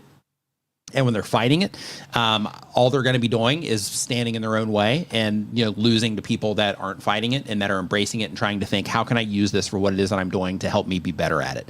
And when you're focusing on using it in that particular way, then you're going to end up using it to get better at doing the thing. So because of that, I think that, and really quick, Investing for Beginners says AI can't show human emotion, so hold on. So we'll be okay for a while. Some of it actually can. So like if you have the audio version of ChatGPT to where you can actually, talk to it, there's emotion in the voice there. The AI avatars, they show emotion as well. So, we have a little bit of emotion now, but as it gets, a little bit more intense and, all the systems get better and all that stuff, I don't think it's going to be long until we can, kind of replicate emotion with it too. So yeah, I think it's going to be really interesting going into the future, and really I'm excited for it. Yeah. We were talking today about like Tesla robots and stuff. I'm looking forward to that stuff too. Yeah, the robot stuff is crazy. Mm-hmm. Yep. So next up on the list, what were you going to say, D? So I was expanding on this, and I said, basically I told ChatGPT to make another one, but exclude the DC characters and only put Marvel. Yeah. And it says, I'm unable to create images that specifically represent Marvel characters due to our Marvel characters due to our content policy. Oh, that's funny. I was like, you already made it. You already made it. So in the ChatGPT subreddit, they're basically in there, and they're just trying to find all these different ways to game that thing. Yeah. So basically, they'll make Mickey Mouse. They'll go through a bunch of prompts. So they're like, okay, make a mouse. Okay, make the mouse standing up. Okay, make the mouse standing up wearing overalls. Okay, make the mouse wear gloves. And they go through the entire process. Yeah. And they end up with a Mickey Mouse. Yeah, it's hilarious. Let's see. Outsmarting an AI. Yeah. Here's the thing. Go humans. Right now, we can outsmart the AI. Right. But temporarily. Temporarily. Yeah. That's crazy to think about. Yeah. Yeah. Oh, that's hilarious. Jerry says he saw an account that uses AI to take screenshots of Tony Soprano and turn him happy. Oh, love it. It's great. So Mia is the next channel. The internet is undefeated. Yeah, it is. Right? The type of channel is travel vlogs, reviews, and more. The goal of the channel is to get better at editing and their view count. The question is, what can I do to keep viewers watching my long-form videos? My short-form videos get more views compared to my long-form videos. So here's the thing. The reason that happens is because, one, when it comes to the short-form views, your videos are just like showing up for people. So when it comes to the long-form content, it's a totally different game. And the reason for that is because when it comes to long form, not only do you have to make good content once they get into the video, but you also have to get good at getting people to click on the content, right? And giving context to what they're going to get in the video and all that stuff. So when it comes to short form content, like it just shows up. So if you can just hold people's attention for just a little bit of time, then you're going to get a view and it's going to count as a view. Whereas when it comes to long form content or horizontal landscape content, in that particular case, when it shows up on a homepage or a mobile feed or a suggested video or in YouTube search, in that particular case, like you're competing against everything else that it's showing people. And, you have to get good at getting people to click on what it is that you're doing. So if you're having trouble getting people to click on what it is that you're doing, then start there. The thing that is most important is going to be the topic of the video itself, right? The topic or the idea of the video. And then next is going to be your thumbnail because it's going to grab their attention. And then underneath that is going to be the title. But basically you want to focus on those things and think like, hey, if I can't get people to respond, then I need to just work on that and just embrace it. It's part of the process, right? Most people, when they start making videos, they're not great at getting people to click on their stuff. So just embrace that part of it and just spend time, learning how to write titles, learning how to make better thumbnails. Got a super chat? English Fun Zone, thanks for the super chat. I need my super chat button over here so I can hit it. Oh, you know what? I haven't been hitting it because I did. You mentioned something about putting in clips and it was causing problems. No, that was the stuff on the screen, not the super chat. Oh, yeah. All right then. Yeah, it's okay. Super there chat. We go. Yep. We're back, ladies and gentlemen. I misunderstood you. Yeah, oh, it's okay. That's how play buttons get lost. Yeah, right. Just like that, right? A little bit of miscommunication. Poor communication. Bam. Next thing you know, you're missing play buttons. Yep. So English Fun Zone says, do you know how DNS affects... Your birds' heads are falling off. Do you know how DNS affects how YouTube shows content? I upload from the EU, but the VPN is set to USA. So I upload from Thailand. Everything's fine. So as long as your videos are in the native language of the people that you're trying to reach, then you're fine. You'll end up showing up for them. If your videos are like multi-language audio, then of course you're going to end up showing up in different places. If you're translating titles and all that stuff, then you're going to end up showing up in other places too. But YouTube shows your content to people that they think are likely to enjoy it regardless of where you upload from. Now things are a little bit different like to localized YouTube. So for example, like we're in Thailand. So if somebody uploads a video here in Thailand, they're most likely going to end up having that title in Thai. They're going to have the thumbnail text in Thai. They're going to be speaking Thai in the video. So because of that, even though YouTube might show it to some people, really the only people that are really going to respond to that is Thai people. So because of that, it will kind of, lock them into here, but it's not YouTube that's locking them in. It's where people are responding that's locking them in. So when it comes to, content that's outside of those types of situations, it's all going to come down to where people are responding to what it is that you're doing. I started my channel in Thailand. I've uploaded my videos from Thailand. I've also uploaded videos from other places in the world. I've uploaded videos from Armenia. I've uploaded videos in Japan. I've uploaded videos in Botswana. I've uploaded videos in a lot of different places and even in the US, and there's no difference on how those videos perform based on the upload location. So I have a new image here that is pretty remarkable. Is this another marble? Yeah, check this out. Let's get it up. This is going to be a... It's a sad boy with a broken play button. Oh, okay. That's definitely not a marble, so I'm going to go ahead and take that down. That's that would be me if I had hair and then you broke the play button instead of losing it. So it's just kind of like... And I just lost it right off of the screen right there, too. Yeah. That's good. Just trying to keep a theme going, you know what I mean? Yeah, like, hey, there it is. Oh, where'd it go? Yeah, poof, gone. Yeah, it's gone. Yep. Just trying to keep the theme going. Just wanted to, share that, kind of how I was feeling. Yeah. Like a little boy who's had his toy taken away. Mm-hmm. So also, just as a quick thing too on the upload location, I've also got other people that have started channels here. D started his channel from here as well. Yeah. So it's not a factor. It is on TikTok. Yeah, it is. They lock you in on TikTok, and you have to have to actively try to kind of break out of that box on TikTok. But they do kind of lock you in over there. You can get out of that box, but it's more difficult. But with YouTube, as long as everything is optimized for the audience you're trying to reach in terms of like title, language, stuff like that, you'll be fine. Doug says that looked like a young Brian G with a broken play button. AI used him for context. Right. They're like, okay, let's take Brian, make him short or make him younger. Yeah. I was like, make the saddest boy in the world who just had his play button lost. So it's BJ Jones. They upload when they have time. The type of channel is advocacy. The goal of the channel is my focus is living better with less money. I discuss middle to low income resources available to everyone. The question is, I just started uploading again after a few years. I removed all my own videos except 2. I know I lost those hours. Can you or D explain how I can use the StreamYard feature where you can record a video, then have it go live without you being actually live? I want to still be able to respond to live questions in real time. I want to do what I do in real life, but in video form, and I'm trying to remain an almost faceless channel, and I believe this feature will work. So, and thanks for the kind words too. So when it comes to you using that feature, all you have to do is make the video content first, right? You make the video, and then when you're scheduling it in StreamYard, all you have to do is pick the option to go live with the video. Another way that you can do it is you can just go live, right, just in the normal way, and then just make sure that that video is uploaded into the brand area, and then you can actually select the option to play that video there. So you can do it in those different ways. Viper, man about tech in the house. What's going on, dude? Hope that you are doing fantastic. Nice to see you in here, man. It's been a little bit. Hope that you are doing awesome.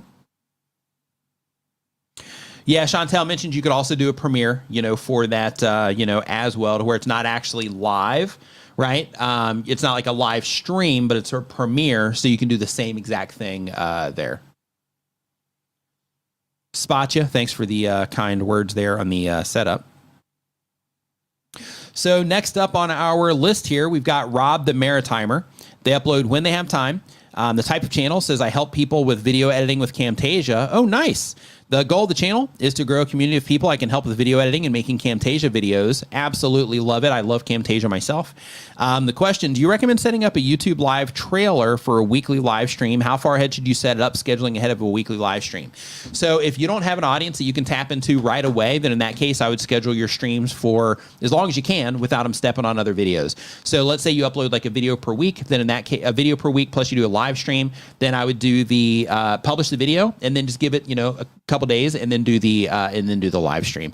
The reason for that is because then, the people that are likely to see that video, they're going to see that video, at least that initial group. And then when you schedule the live stream, that might take some attention away because it's a live event, and live events, they get, that a little bit of extra love there because YouTube's system understands the importance of lives.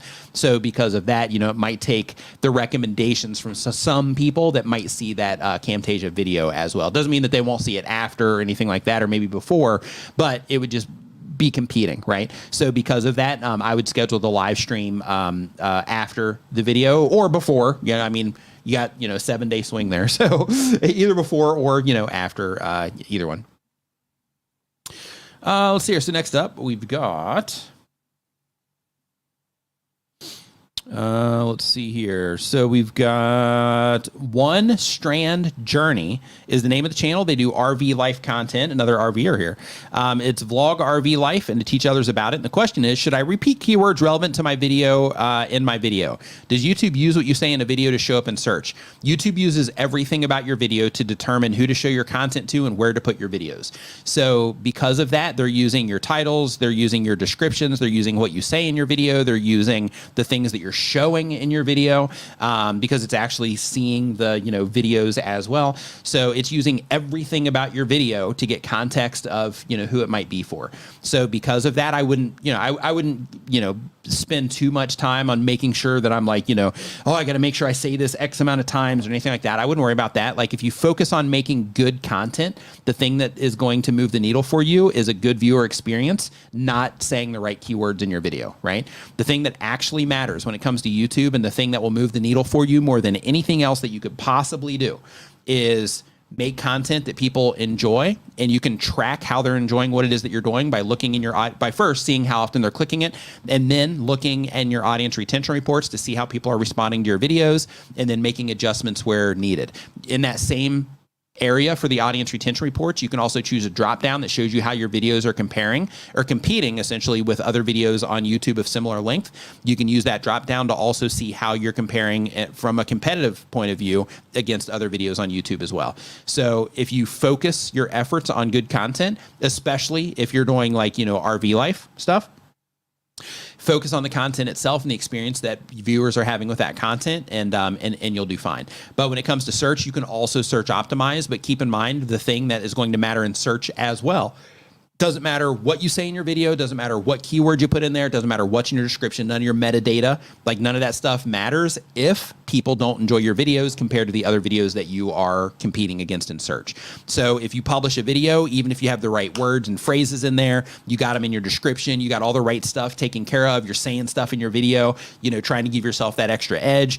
Even if you're doing all of that, if there's other videos there that are getting more watch time per impression for the people that are hitting those search results, or they're just having a better experience, then in that particular case, they're still going to win, regardless if they say the thing in the video, regardless if they have a search optimized, you know, title and description or not. So because of that, it's important to focus first on the viewer experience. And then when it comes to like, okay, I am trying to get this to show up in search. So then therefore, let me make sure that I do, you know, optimize for this term in terms of my title and description. If you want to say it in your video, that's fine.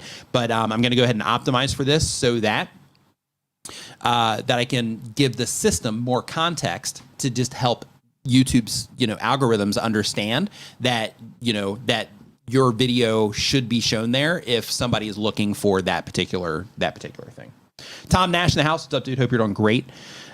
Your review channel says, what microphone are you using? This particular one is a Rode Procaster. And yeah, that's what we're using here. And then they're both running through a device called a Rodecaster, is what the device is called. Christina Smallhorn, what's going on? Hope that you're doing great. Says, I want Nick to do a channel for expats moving to Thailand. No, there's there's some really great channels that come out of Thailand, but there's also some really the expat community in Thailand. Some people are really amazing, but there's also a lot of expats here that are bitter. It seems to be a thing with expats in general, to where, you know, for whatever reason they're just, you know, I don't know if it's because a lot of people are retired or whatever, so they just have a lot of time to, you know, be petty about stuff. But a lot of them, you know, they're just like negative and all that stuff, and I just don't. Yeah, I wouldn't put myself in front of those people. Let's see here. But Christina, if you want to move here, I'll make some videos for you. If you want to move, if you're like, hey, I'm thinking of moving here, then, you know, then if that's the case, then let me know, and we can hop on a call and I can give you the pros and cons and all that good stuff. Let's see here. Traveling with Russell says the best channel that I have found is called Retired Working for You. Yeah, Chris is awesome. Yeah, Chris's channel is great. Patty's channel is also great. Yeah, both of them have great YouTube channels. There's a lot of really good, you know, Thai YouTube channels, or, you know, expat created Thai YouTube channels. There's some really good ones. But what I'm talking about in terms of, you know, some of the people being, you know, kind of abrasive and just kind of rude and negative, is just the people that are consuming some of that stuff, right? Like the creators themselves are great. I've done a collaboration with Chris here on the YouTube channel. Hang out with him from time to time too. So Christina says, I'm ready to dip. Yeah, seriously.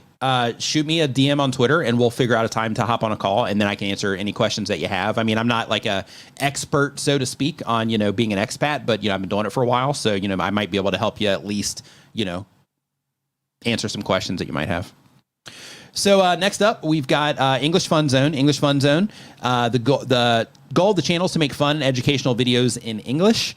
And the question is, you warned us about using free music and then having copyright strikes later. What about all these free photos and movie clips offered on sites like Pexels.com? Should I be worried? So if you get licenses for everything, then it's fine, because then you can say, hey, I have the license for this, and you can actually, you know, dispute it legitimately. But if you don't get a license for it, or you can't, then in that case, you are putting yourself at risk by using anything that you don't own. So if it is something that is publicly out there, but there isn't like a clear license for it, then technically, you know, people can say, oh, hey, I have the license for that, and I don't give you permission to use it, right? So because of that, I would just be kind of careful on using those types of things. That's why I always, and I know not everybody, you know, can do this, but that's why I always lean on, like, if you can pay for a service to where it'll give you a license, then, you know, by all means, you know, pay for that service, you can get the license, because what you're building on YouTube is an asset. If you know, see it right now or not, what you're building on YouTube right now is an asset. And because of that, you want to make sure that you're protecting that asset, because that's going to, you know, help you in a bunch of ways into the future. And because of that, you don't want to get to that point where, like, oh, this is great, everything's working out exactly like I had hoped it would, and then you start having issues come in from, things that you've used in the past when you're trying to, use all the free stuff. Let's see here. Next up, number 20 here on the questions. By the way, if you are just joining us, we are talking about everything related to YouTube. So if you're a content creator, the questions that we talk about here during the stream, they are all viewer generated. So if you have a question about what it is that you're doing on YouTube, you can go to nicknimmin.com/ask, and it's going to redirect you to a form that we have. It's a Google form, and you just fill out that form. It asks me for things like, what are the goals that you have for the channel, so that I can make sure that I'm customizing the answer to what it is that you're actually trying to accomplish. It's a link to your channel, so if I need to look at it for context or something like that, I can do that. But all this is free, thanks to our sponsors, TubeBuddy and StreamYard, and of course the sponsors, of the channel. So if you do have a question, make sure you just go to nicknimmin.com/ask, and we answer them in the order that they are received. So because of that, you want to make sure that you try to get it in there, kind of quickly, if you can. But at the pace we're currently going, if you get your question in there now, we should get you covered here on the stream today. So so next up on our list here, we've got Gemma Jammin' Jim, super fun. They do hair tutorials and braider life. The goal of the channel is to grow my channel and show how to do braided hairstyles. The question is, how do you know when to post short content? Hit some and miss some. So when it comes to shorts, it's an option, right? So of course you don't have to make YouTube Shorts, but YouTube Shorts is a good way to get in front of people that might not have clicked on your videos. It's also a really great way to where, like, if you're just getting into this and you're having trouble clicking on your long form videos, or even watching your long form videos for a long period of time because you're working on, getting better at that. When you make YouTube Shorts, with those, one, they don't take as much time. Two, you can make more videos faster, which then can help you get better at the process faster. But also, because shorts just pop up in front of people, and people make the choice to swipe away or not. In that particular case, it can also help keep you encouraged as a content creator, because it sucks when you publish something, and just say me if you know what I'm talking about here. But when you publish something and you spent days or weeks on that video, and you publish it and you get like 100 views on it, or 3 views on it, and you're like, oh my goodness, I spent all this time for 3 views. But when it comes to YouTube Shorts, you're not spending as much time, and in that particular case, if you get 100 views on a short, then it's like, oh, okay, sweet, I got 100 views, and it's just a much shorter piece of content that didn't take you that long. So because of that, it can also keep you encouraged, which is also a really important part for keeping going when it comes to YouTube. So because of that, it's a great place to do that. It's also a really good testing ground. So if you're like, I wonder how people would respond to something like this, then you can put it out, right? And you can see, or do people like it or not? As an example, I publish the music videos that I play here during the stream, during this particular stream, like this one, for example.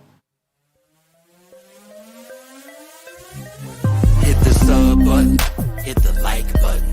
If you're having fun, comment, type something. If you're laying back, leaning and engage, just take a second to smash the whole page. Yeah, like that, right? I made that as I put that up as a YouTube short, and I'm like, hey, I wonder if people would, respond to it over there. So I, made a vertical, version or whatever, and I made it into a short, and, people didn't seem to, care that much in YouTube Shorts. So, it's just a good testing ground for, things like that. If you're like, I wonder how people would respond to this, you just try it, and see how it works out. So let's see here. So next up on our list, we're on number 21 here. We've got the question here is, Dom does edits. They upload when they have time. It's an editing channel. The goal of the channel is doing it for fun and want to try becoming big someday. And the question is, what's a good way for people to recognize you and find you? So in terms of recognizing you from your content, they got to come in and watch the content first, right? And then from there, if let's say you are in your thumbnails, then they can be like, oh yeah, I watched a video from this person already, right? So that's one way. In terms of finding you, if you make videos that people respond to, then YouTube's going to show your videos to more people. people. If you're making videos and you're not getting a good response from those videos, then in that particular case, they're not going to get shown to as many people, because when they do show it to people and they don't respond, then that's kind of working against what YouTube is trying to do, which is serve viewers with the content that they're most likely to enjoy at, you know, that moment in time that they're on the platform.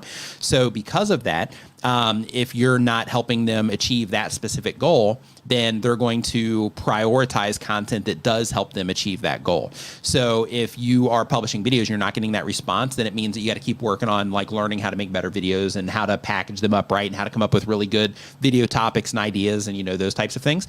And then once you do that and you get good at it, at just not really good, but once you get to a competitive level, then your videos are going to be seen by a lot more people.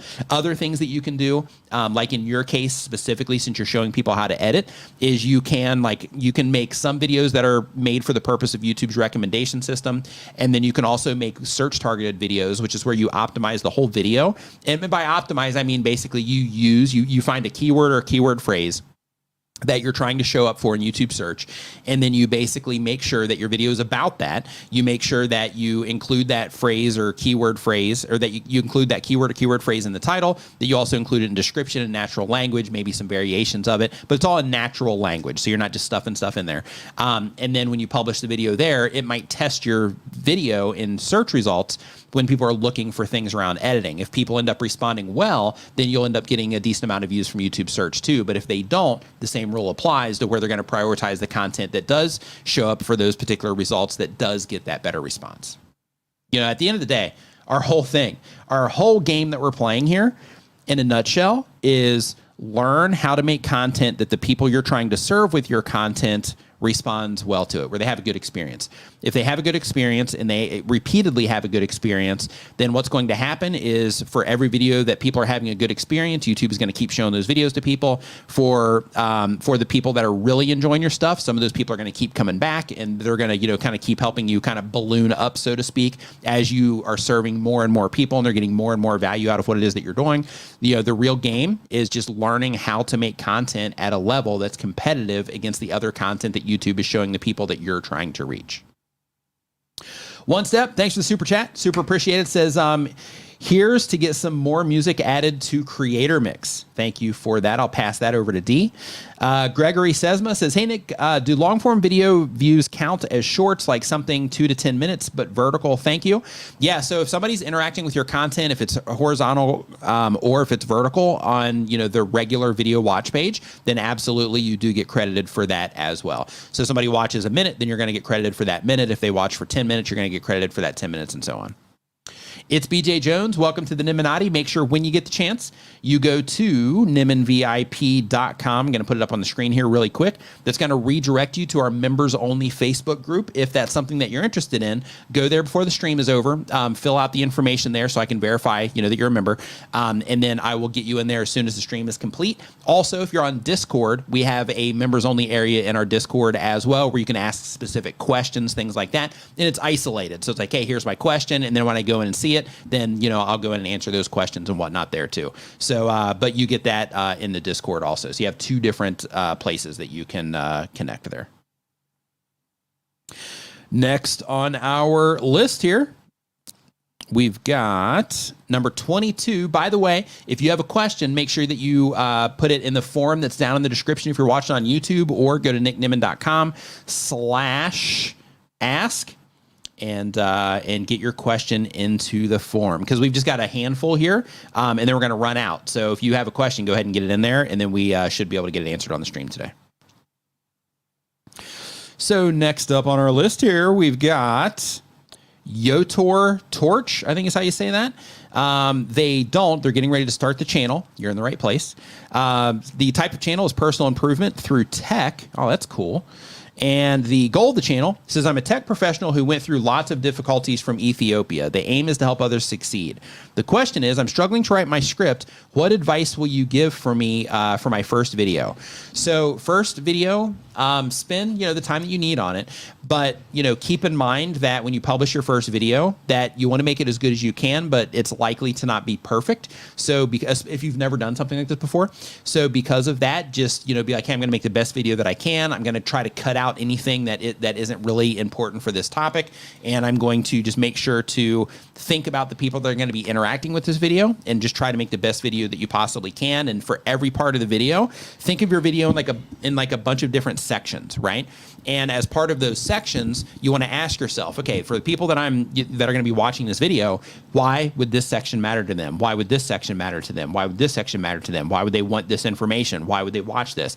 And as you're putting your script together, make sure that you're answering those questions, and then that will help you get through the script and make sure that you're only putting stuff in there that's going to actually add value to the people that are interacting with the content. Are we actually running out of questions? We're getting kind of close. Yeah, we're getting kind of close. Wow. Yeah, but we'll see, because usually by the time we get to where we're at, then because it takes a while to answer some of them. Oh, I was going to change the topic. Oh yeah, we will if it gets there. I want to talk about things that matter. Oh, okay. Like Mike Tyson fighting Jake Paul. Yeah, we'll get there. To that. Yeah, maybe. Yeah, maybe. Okay. It depends. Okay. So, but yeah, like when it comes to that, keep that in mind. Also, if you are, for anybody here, if you're struggling with writing scripts for your videos, TubeSpanner has an AI script writing tool that you can use that will help you write your scripts. And one of the cool things about it is that it has different sections. So if you use like ChatGPT, for example, right, what it's going to do, or some of the other tools that are out there, is it's going to just give you this big script. And then from there, you have to be like, okay, I got to copy this, then paste it into here, and then I got to go and start modifying it myself. Inside of TubeSpanner's AI script writing tool, it gives you a bunch of different sections, and you can tell it to expand a section, to add more to it, to rewrite it, and it basically breaks your video down into a bunch of different sections, and you can move them around if you need to and things like that. But with that particular tool, TubeSpanner doesn't want you to just say like, okay, this is the script and run with it. They want you to use that as a starting point, right? So then it basically gives you the information that you need to kind of flush out some ideas for the video, and then you take that information and then you're like, okay, let me start customizing this stuff. And then you can download it right there inside of TubeSpanner. You can add to it right there inside of TubeSpanner and then download that. Whatever it is that you want. But it's a really awesome tool if you are somebody that struggles to write scripts, or you just want to do it a little bit easier when you're starting your videos. So next up on our list here, we've got Learn Spanish World. What's going on, dude? Hope you're doing great. He does educational content. The goal of the channel is to provide a wide range of Spanish video lessons for my community and grow my channel to 200,000 subscribers. And the question is, would our views and subscriptions increase if TikTok gets banned? Am I evil for wishing TikTok be banned? Just joking. After all, they banned YouTube in China. So this is a conversation. It is. If we run out of things to talk about, we can just talk about it now, because I just want to talk about it anyway. Okay. So first off, I do think that if TikTok gets banned, there's definitely going to be an influx of traffic to YouTube. We're all going to benefit from it, if so. However, I am not a fan of the dinosaurs that are running the United States. I'm not a fan of them focusing on this. Dee and I were actually having this conversation today, and one of the things that was brought up during that conversation is they're banning TikTok because they're saying that China is taking people's birthdays or whatever. They have that information. But they're trying to protect the public from TikTok, right? While at the same time allowing the hub, right? We'll just call it the hub. Yeah, that's the easy way to do it. They're allowing the hub. Yeah, they don't care about that. They're allowing the hamster with no age restriction whatsoever, right? And all of those other sites, yep, where they're allowing children to access those sites with no age verification. Right. It's not about protecting the public. It's not about protecting the public or kids. Yeah. It is about not getting access to the data that they have, and about controlling the app. Yep. And I can imagine, and this is me putting on my conspiracy hat, but I can imagine that there's probably also some heavy lobbying going on from, Alphabet and from Meta. Oh yeah. Yeah. Just like, hey, let's make this a problem, right? Well, like we said, right? They said the hub blocked Texas traveling Las Vegas. Texas didn't block the hub. Yeah, the other way around. So Texas gave them an opportunity to implement age verification, and the hub chose to just shut down for Texas. Right. Yeah. So we were talking about this. So they want an American company to acquire TikTok. Right. What Who? Who, pray tell, Right. could have the funds and the ability and the infrastructure and the employees Demon to Dro, what's up, possibly dude? take over Yep. such an app like TikTok? Yep. Meta Yep. or Alphabet, Right. which is Google. Yep. That's it. Right. So tell me they're not lobbying. One of Right. them, if not both of them, are lobbying to Yep. do this. Yeah, I think the whole thing is shady. If you've watched any of the hearings, anything like that, that have happened in the past, like, the two, I guess it's happened in the past, like the dinosaurs that are even having those conversations, they don't even know what's going on. Yeah. Right. Like they have no idea. I would be shocked if those people can even like check their own emails, let alone like have some type of understanding of what's going on in social media. Yeah. Like I think it's all just complete nonsense. And I think it's all just, hey, let's focus people on this instead of focusing on the real problems. Like the economy is having trouble. People are having trouble buying homes. People are having trouble with work. We have Targets closing because, people are stealing everything. We have Walmarts that are shutting down checkouts because people are stealing anything. How about you start fixing those problems instead of worrying about something small like TikTok that isn't really a serious problem. Yeah, like that whole thing for me it doesn't bother me per se. I just think it's wrong. And I think that they're focusing everybody's attention on the things that don't matter so that you don't pay attention, so that we don't pay attention to the things that do matter. Right? Because the longer they can keep you being like, hey, look over here, look at this, then the less you're going to be looking at this. And they had a bunch of people, I think it was TikTok. They were sending out stuff like, hey, here's your local congressman, give him a call. Yeah. And they just got don't flooded, like that. right? Yeah, they don't like that stuff. Yeah. But like people aren't making those same phone calls for like, hey, we have a bunch of homeless people out here. Like every time we go back to the States, because we live in Asia, right? So every time we go back to the States. Here we go. All right, I'll back off. No. So every time we go to the States, and it doesn't matter where we go in the States, every single time we go, we notice like a small, like, man, this has gotten a little bit worse since we were here last time. Yeah. Like we'll notice like, in the areas that we go, it'll be like, hey, there's just a little bit more of a homeless problem here. There's just a little bit more of this. Things are a little bit more expensive. Understatement for homelessness when we have to go back to LA. Yeah. Oh yeah. That's a nightmare. Yeah. At the situation. Yeah. But that whole thing, I think it's all a complete mess, and I think it's all a sham, and I think it's all just a thing to keep people from focusing on the things that actually matter. Look over here. Because right now things are like they're screwing up over there. Like they've made some real problems, and because they haven't done their jobs properly, because everybody's just greedy and trying to get rich, so because of that, they're not handling the things that they need to, and because of that, if people are focused on that, then they're going to start having some real problems. But because they don't want people focusing on that and they don't want those problems to happen, they're focusing people on stupid things like, hey, let's get TikTok. Yeah. So there's another conversation here, and I agree 100% with what you said. So there's arguments of, and I won't go too long on this, but there's arguments of they're sending your data to China. Right. Listen, unless you are Jason Bourne, do you really care if someone in Beijing knows what your birthday is or your browser habits? Right. Right. Really? Like, and why do you care? And why do you care if China knows compared to like the U.S. Everybody watching this live stream right now? They got you. They have your data. Like YouTube has your data. Yeah. Right. They have your data from this. So why does it matter if it's a U.S. company that has it or if it's a Chinese company? In my opinion, Chinese government, the U.S. government has it. In my opinion, you're safer if the Chinese government has it because they can't do anything with it. Yeah. But if you're a CIA operative or something like that, right? But if you are doing something, that is like shady or whatever, where you would actually need to worry about it, then the last place you should be hanging out is on places to where they can actually get your data and give it to the government in the location where you actually happen to be. Yeah. Yeah, I think it's all just just complete, total insanity. I understand the whole thing also about how, YouTube, like one of the things I was telling Dee this earlier today, I love when he gets fired I love it. I was researching a video yesterday, and when I was researching that video, I ended up on one of YouTube's press pages. And one of the things some of the stuff that they're talking about there about, all the different initiatives and, things like that, I was thinking to myself, like, TikTok doesn't have any of this stuff. So because of that, that's probably another reason that they're wanting to, kind of clamp down on it and try to get some type of control over it. I think it's ridiculous. I think people should be able to upload content talking about whatever it is that they want.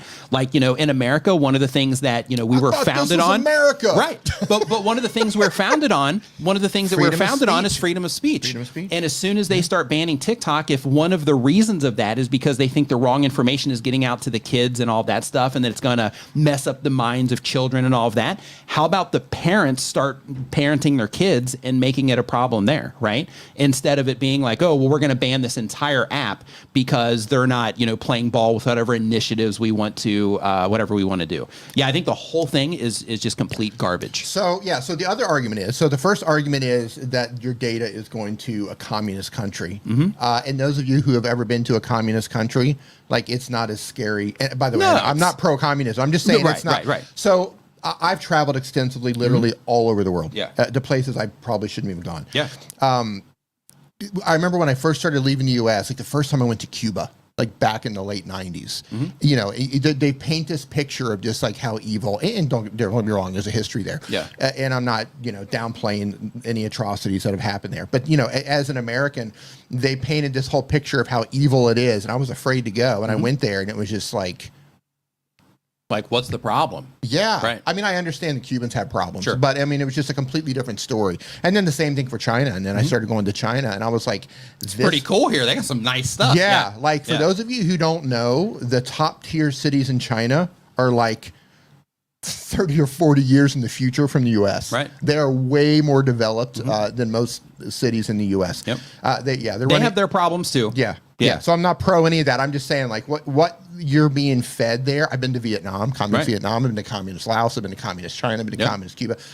Those places are not. Obviously, there's some oppression for the people who live there. We're even in a place now that doesn't fully allow free speech. Yeah. So the other thing is this. The other argument is this. They say due to their algorithm that they can influence what the youth is seeing. They can influence the elections.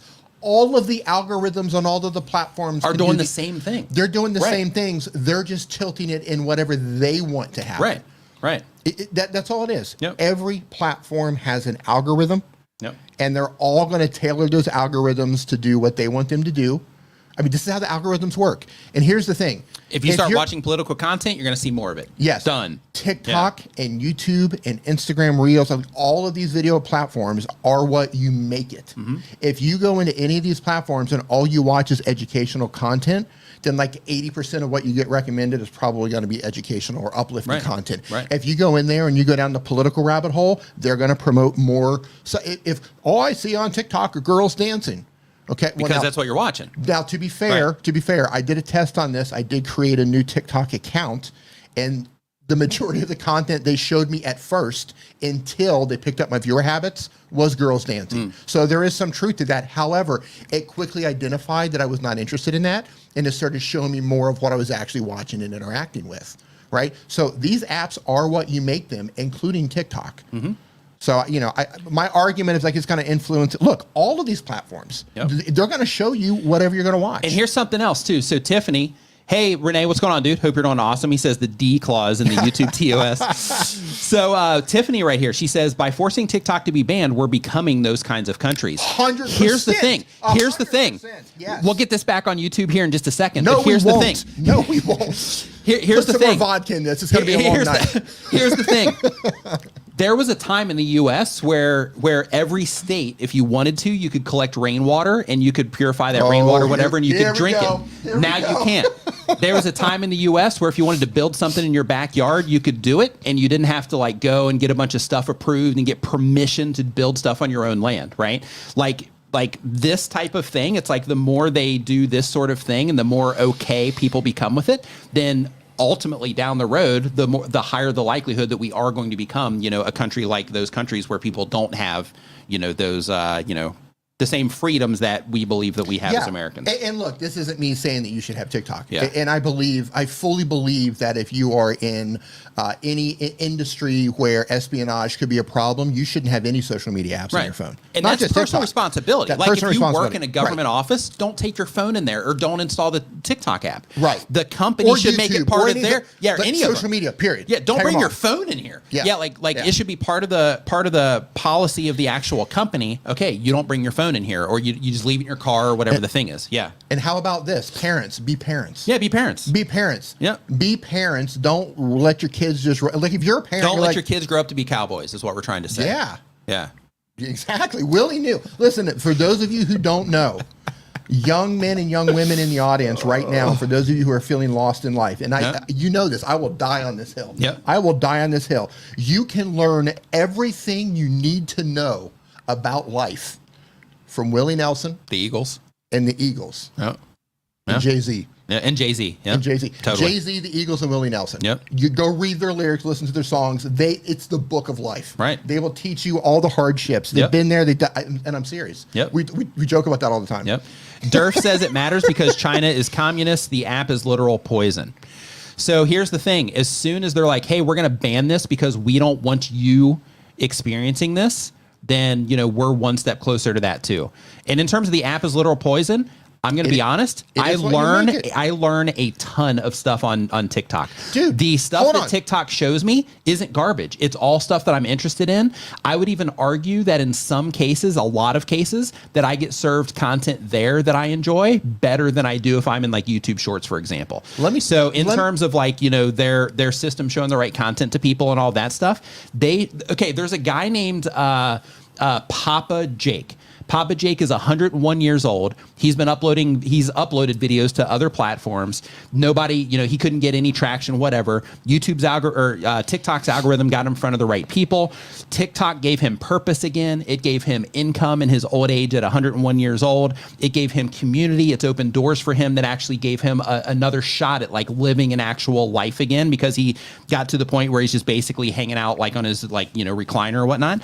And it basically opened all that stuff up for him. Right. So, maybe there's some stuff, behind the scenes where maybe, there might be some investments that came from whoever or whatever.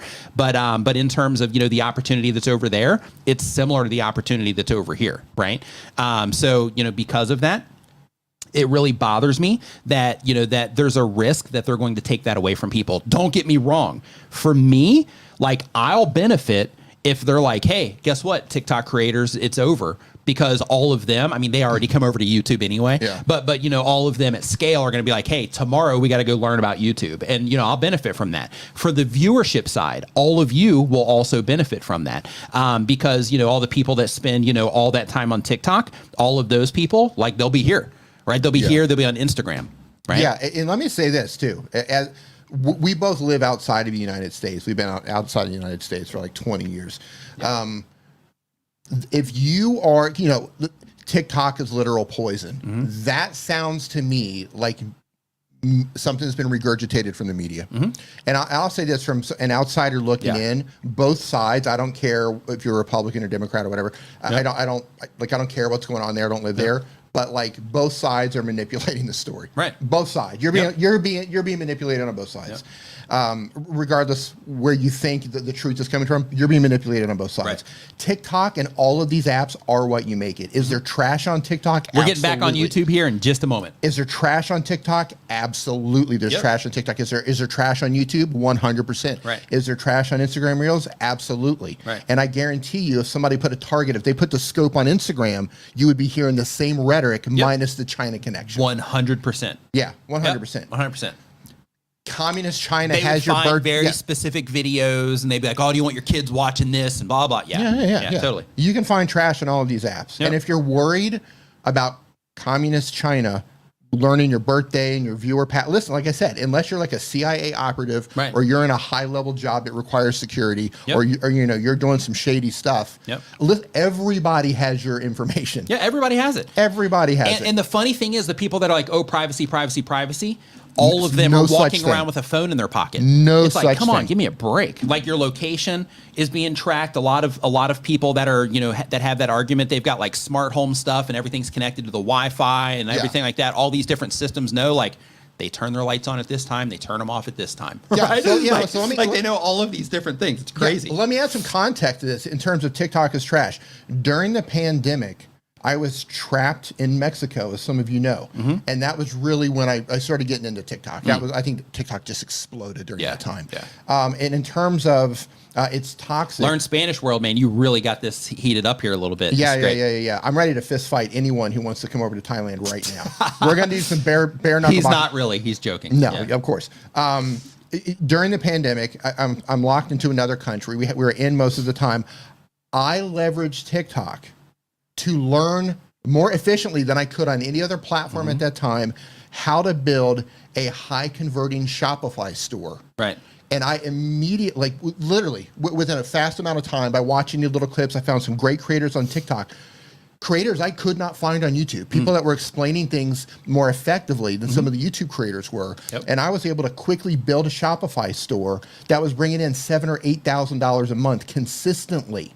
So in terms of TikTok is poison, TikTok is what you make it. Right. Don't buy into all the hype. If you get sucked into just negative stuff, man, you're going down that rabbit hole. That's what the algorithms, they are going to give you more of what you watch and what you engage with. Get your children off of TikTok, you got a problem with it. Right. If, I wouldn't put my kids on TikTok. Right. I wouldn't put my kids on social media like anywhere. Kids on social media. I don't know. Be a parent. Right. Be responsible. If you don't want TikTok, don't put it in. Then don't put it in your phone. Right. Yeah, but don't super easy. Like that's another thing. Easy. This is easy. Super easy. So it's like, okay, well, I have a problem with TikTok. Don't install it. Yeah.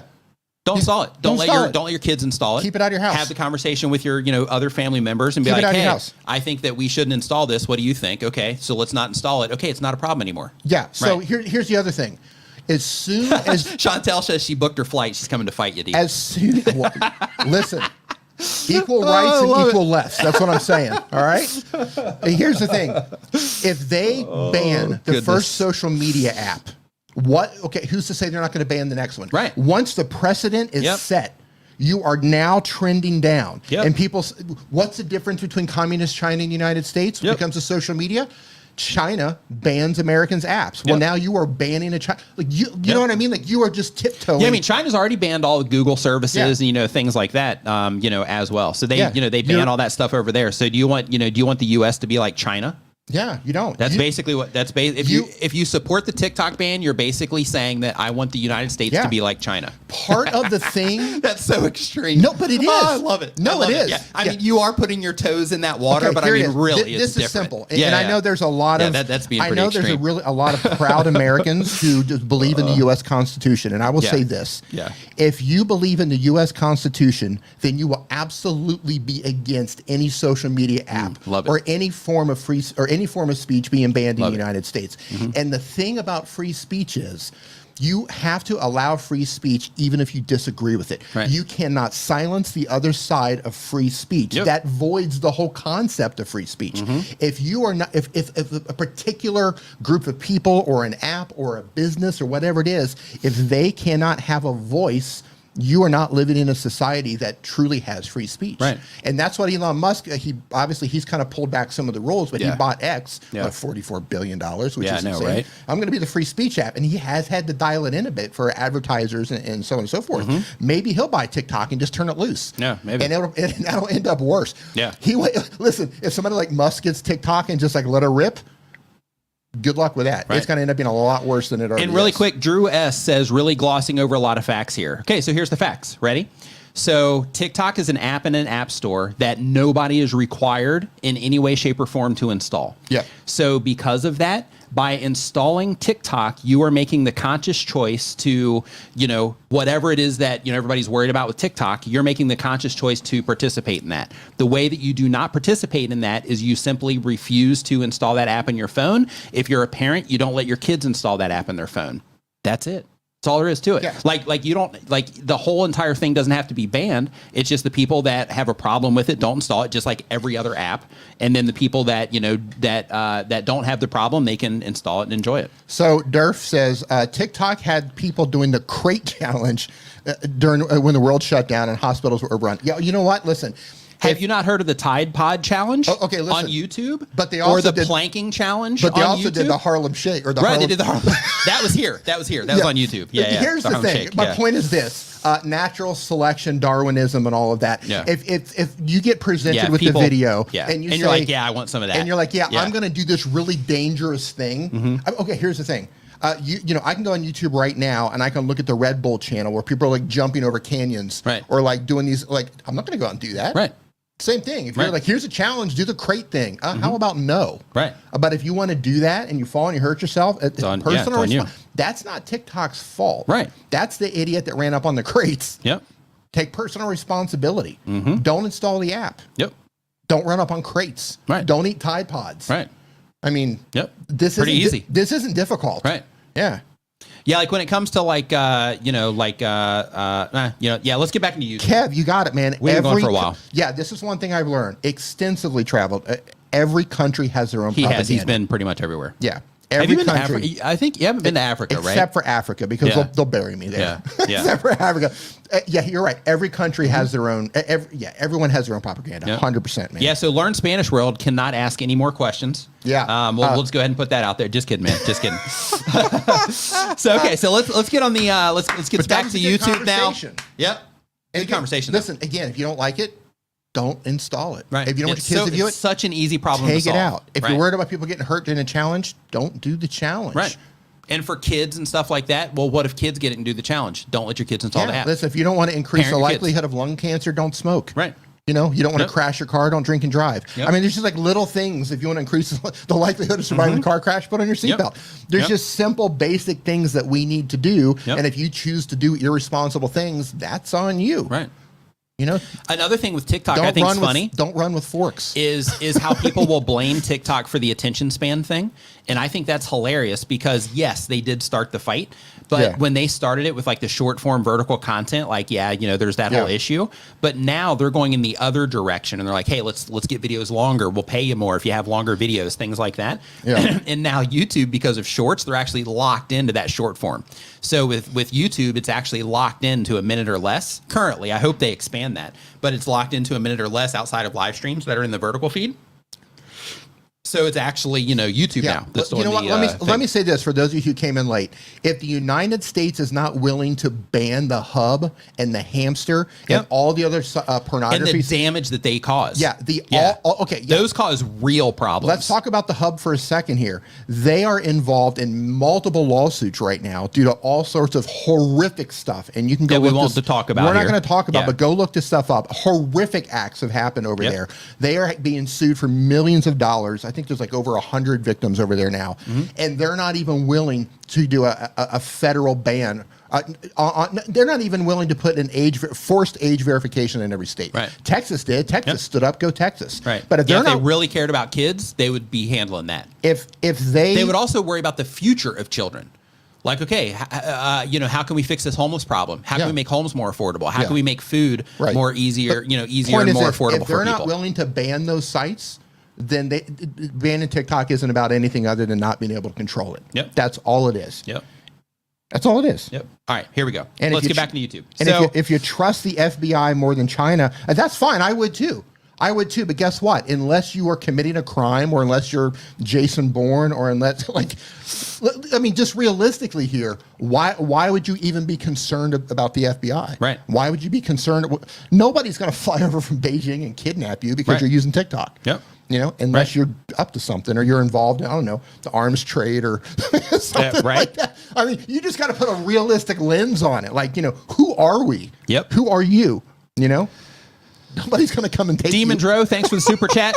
Says, you guys are based. This is Zuck lobby money. People are so stuck on left and right and following robot narratives. Real combos like this are so important.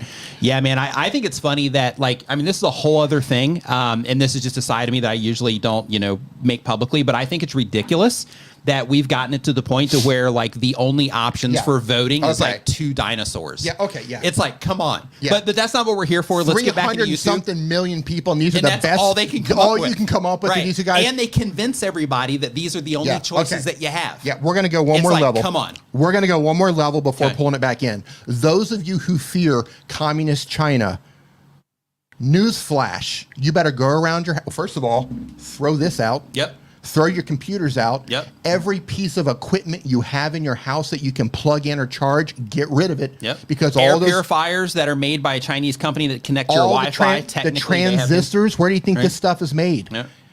Like you need to do an audit of I where don't even know all what a transistor is. What is it? yeah, it's a little part in here. Like all this stuff is made in communist China. Like, you know, if you're going to be afraid of that sort of thing, then you better stop buying electronics. Yep. And supporting. Right? Because yeah. basically like those Nikes that you're wearing that are made over there, Yeah. you're helping their economy. Yeah. Right. Look at where your clothes is made, your furniture's made, everything, your paint, where's your paint manufactured for your house? Where were the materials for your house made? Where's your electronics manufactured? Look, it's all coming from place with low cost labor, and the majority of it comes from China, or it's coming from Vietnam.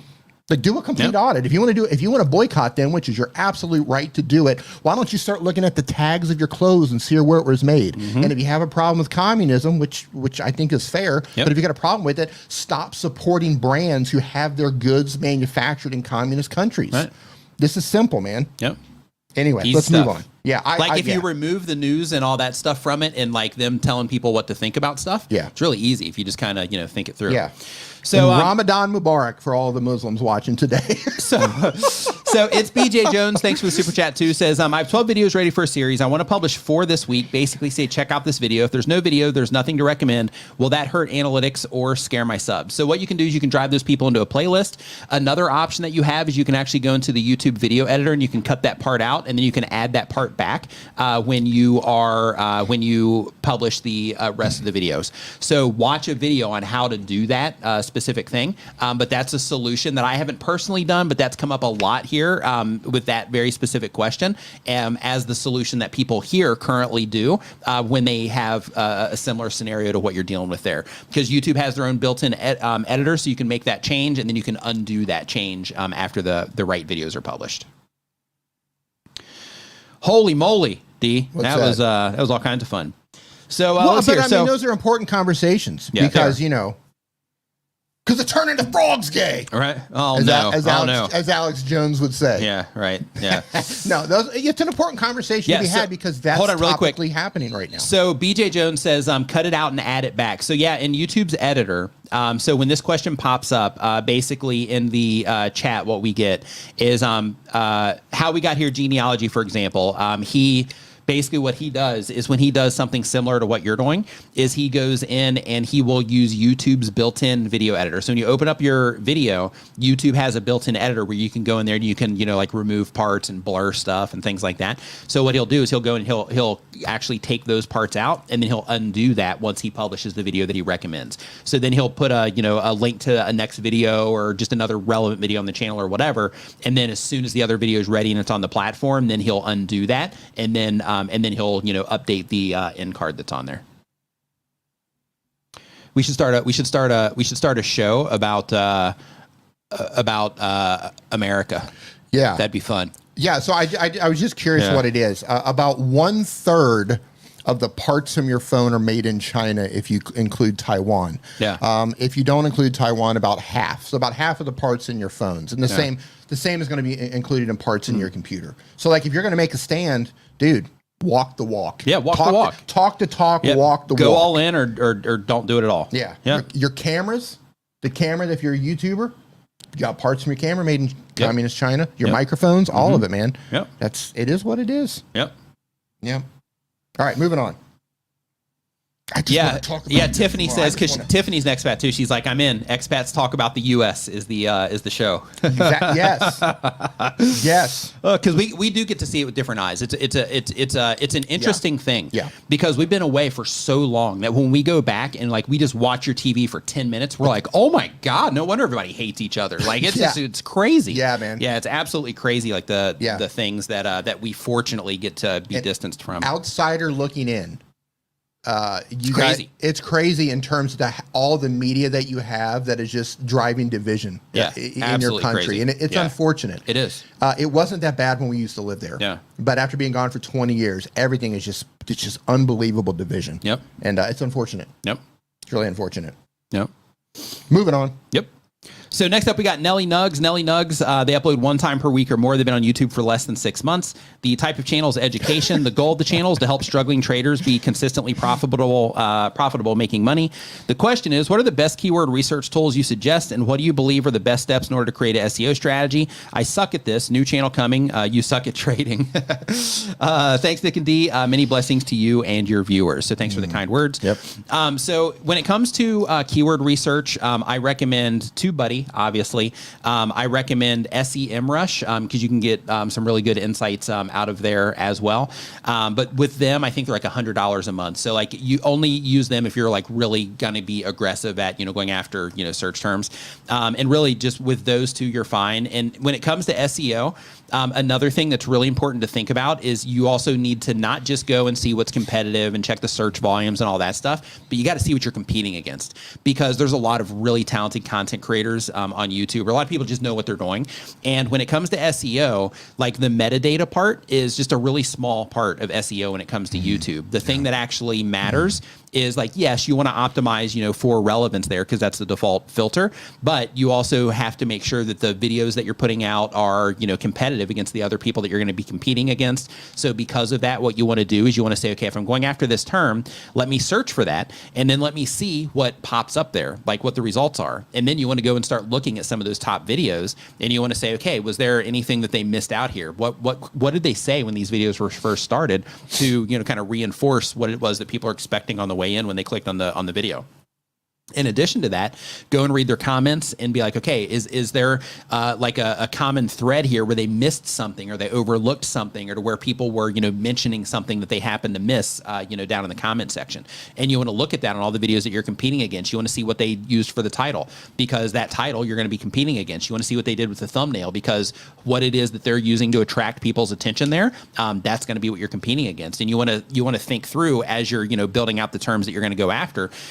First, make sure you have high competition. You can go after things, you can compete for, competitive terms too, but it's just easier to compete with things that are not as competitive.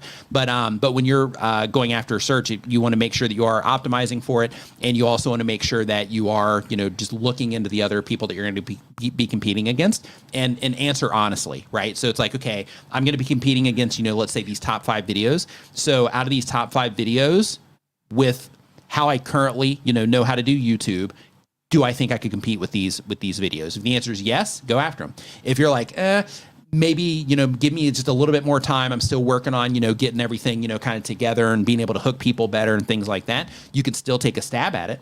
But in terms of like, actively going after it, then in that case, if you feel you need a little time, try it anyway. But if you feel you need a little bit of time to, just work on stuff, then, just kind of be like, okay, I'm going to take a stab. If I don't end up showing up there, then I'm going to give it a little bit of time, work on making things better, and then I'll go after it again.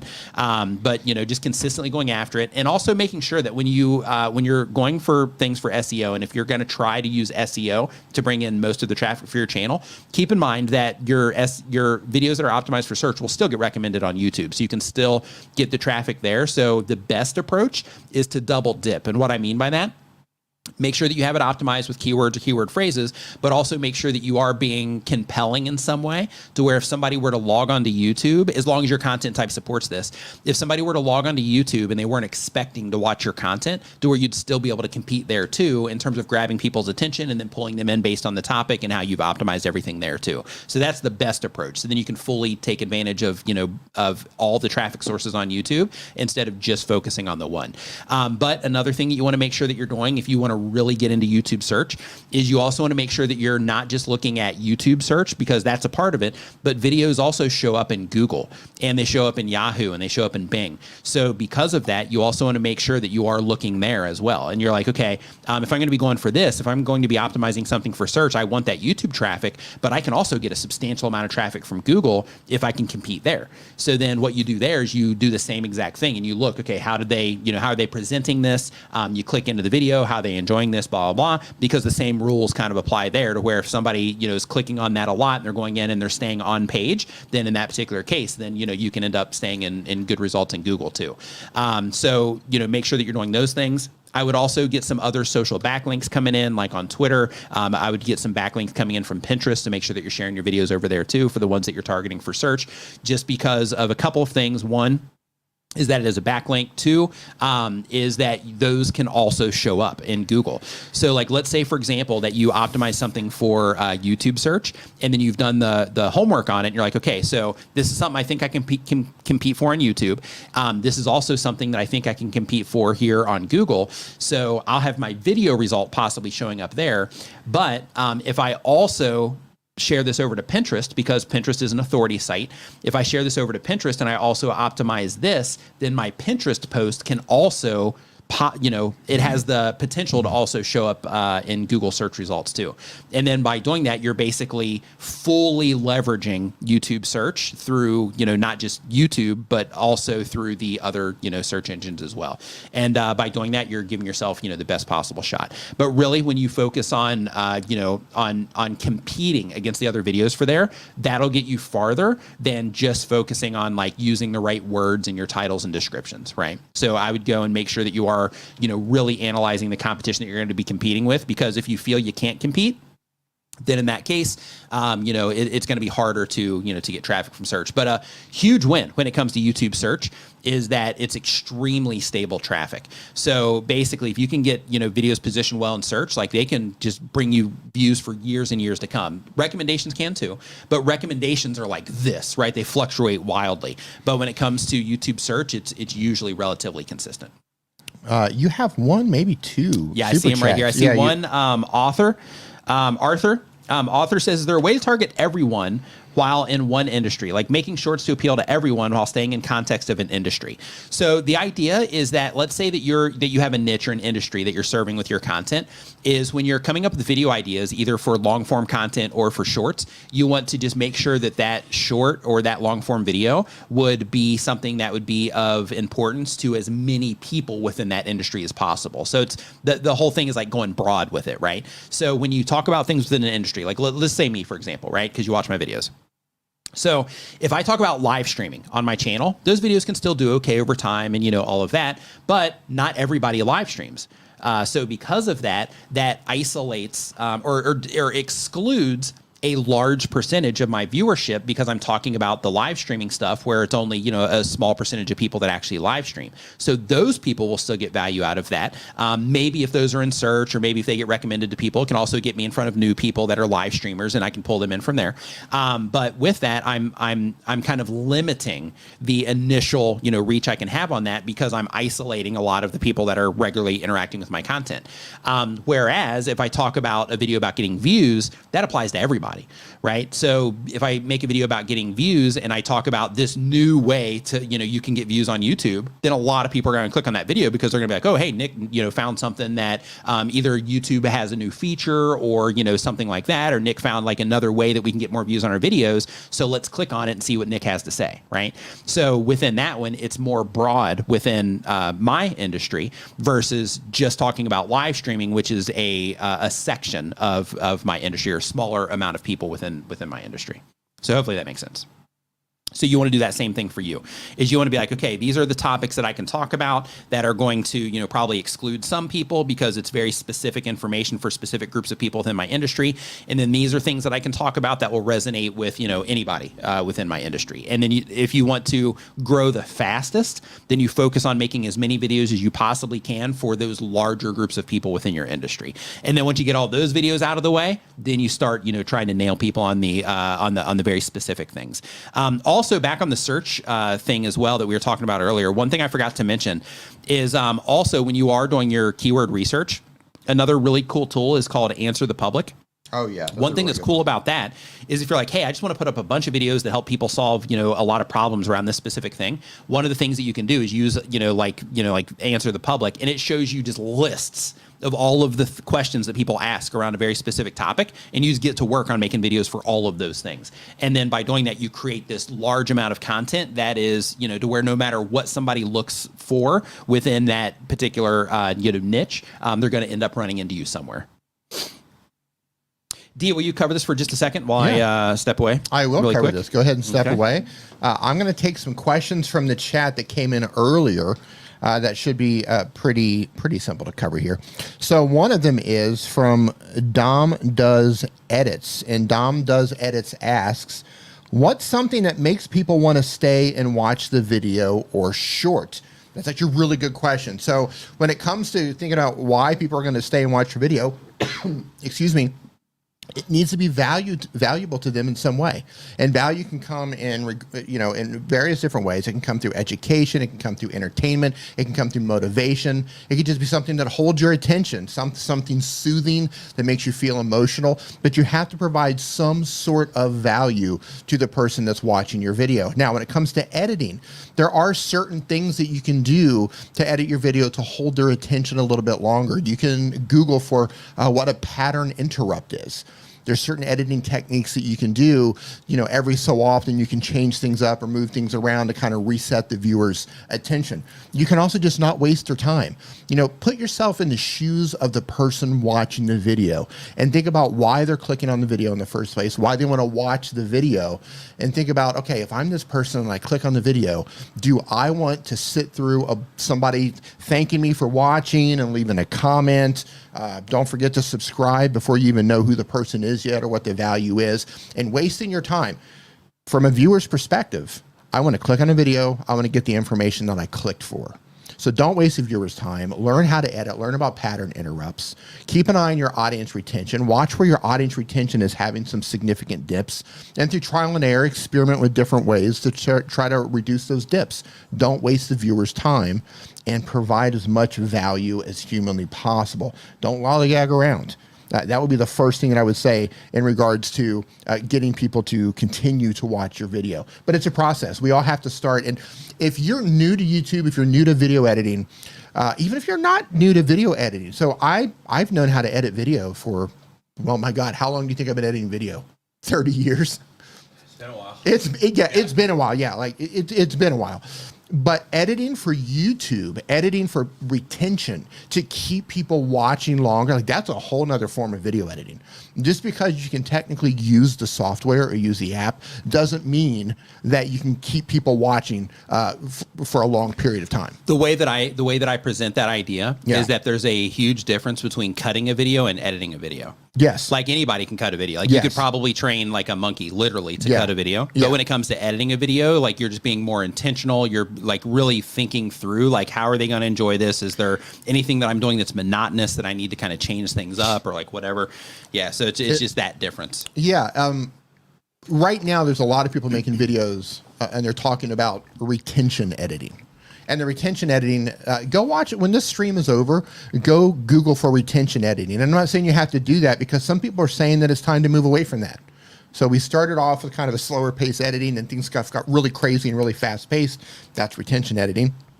And now people are talking about, maybe it's time to dial it back a bit. It depends on your own demographics on your channel. How old is your audience? How are they responding to how you edit? Right. For example, if you have look, I'm in my 50s, so I'll call myself a little bit older. If you have a demographic of people who are a little bit older, like myself, I'm not interested in edits, like in no disrespect to Jimmy from Mr. Beast, but I'm not interested in that type of editing. That turns me off. Yep. Right? I don't know if it's because just how, my generation, I don't know. But you have to keep in mind, who's your demographic? How old are they? What type of editing techniques do they respond to? It's a process, man. You got to figure it out. So really quick, some super chats that we didn't get to earlier. So we got Stacy Morgan. Yep. Thank you, buddy. Thank you for the super chat. Says in Canada, this would get me 1 Starbucks coffee. What does this get you in China? So I'm going to guess it's probably about the same over there. I know here in Thailand, our prices are similar, at Starbucks as they are in the States. But if you want to talk about like healthcare, totally different thing. Like here where we're at in Thailand, healthcare is like super cheap. Whereas like if you guys take an ambulance ride, like we can have like real surgeries for what you are going to pay for an ambulance ride if you're in the US. But in Canada though, you have like, free healthcare and all that. So it's a totally different game for you guys. But for Americans in comparison, it's Starbucks, a night and day. Yeah, Starbucks around the world. Pretty close. They're pretty close. Yeah. Give or take $1.50 here or there. Right. The McDonald's can vary. Here's the weird thing about Thailand. Anything in Thailand that has cheese on it is a lot more expensive than things that don't. So you can have just like a basic kid's burger, but if you put cheese on it, it's like 3 times the price. Yeah. just for putting a cheap piece of cheese on it. Yep. Because they import all the cheese. Yep. So that's one thing when you're traveling, depending on where they get the food from. If it's stuff that's imported, it's going to be more expensive. Yeah. So we pay a lot more, even for pizza here. Like we pay U.S. prices for good pizza. Yep. Which is really weird because is. it's cheese. Yep. Go figure. Yep. So Renee, he mentions that Jimmy's even slowing down as well. Storytelling is the new retention. There you go. Yeah. He's done experiments on like his last handful of videos where he's just like where he's not doing as much of that stuff. Yeah. But a couple super chats here, also really quick. So Demon Dros, thanks for the super chat again. Says, you guys know any magic fix app for plugins or plugins for horrible audio in Adobe Premiere? I got the neat video plugin. It makes all fuzz disappear. Is there an audio version of this? I'm not sure if you've used Adobe Enhance. So inside of Premiere, that's what I do with the CCTV footage. Yep. I don't know. Zoom in. Right. So I don't know if you do, since you're using Adobe already. So the beta version of Premiere, you actually can tap right into Enhance right within the beta version of Premiere. But if you don't have the beta version, then you have to export your audio and then you can upload it into Adobe Enhance. For that, I think it's like enhance.adobe.com, I believe is the URL for it. But when you go there, you can upload it, and then the result that it gives you is usually pretty good. And you can also, if you're a paying subscriber to Adobe, you can also adjust the parameters. So if it's a little bit too heavy, you can be like, okay, dial it back a bit. If it's a little bit too light, you can turn it up a little bit, that sort of thing. So that might be what you wanted to look into. Professor Nez in the house. Whoa. What's going on, dude? Ladies and gentlemen, Professor Nez has hit 150,000 subscribers today. The man is on fire, so clocking like 10,000 subscribers a day. Yeah, so he got what, like 120,000 subscribers in the past like couple of weeks. Absolutely, dude. Yeah, blowing up with long form content too, and live streams, live streams, long form content. 20,000 plus people in live streams. Yep. Yeah, dude, Professor Nez, dude, you found your groove. Yep. Like, listen, and this is a prime example. People, they come onto YouTube and they want fast results and they get discouraged because they're not getting the results. Yep. Listen, nobody's worked harder on the platform than Professor Nez. Right. The guy has put in the work. He's made some incredibly valuable content over the years. Yep. But he did a pivot. He changed the type of content that he made, and it was just pedal to the metal, just to the moon. Yep. So listen, using Nez as an example here, do not quit. Yep. Do not quit. Learn. Keep learning. Keep adjusting. Yep. Keep tweaking, and don't be afraid to pivot after a period of time, because that's what he did, and he is exploding, crushing. Yep. Yeah.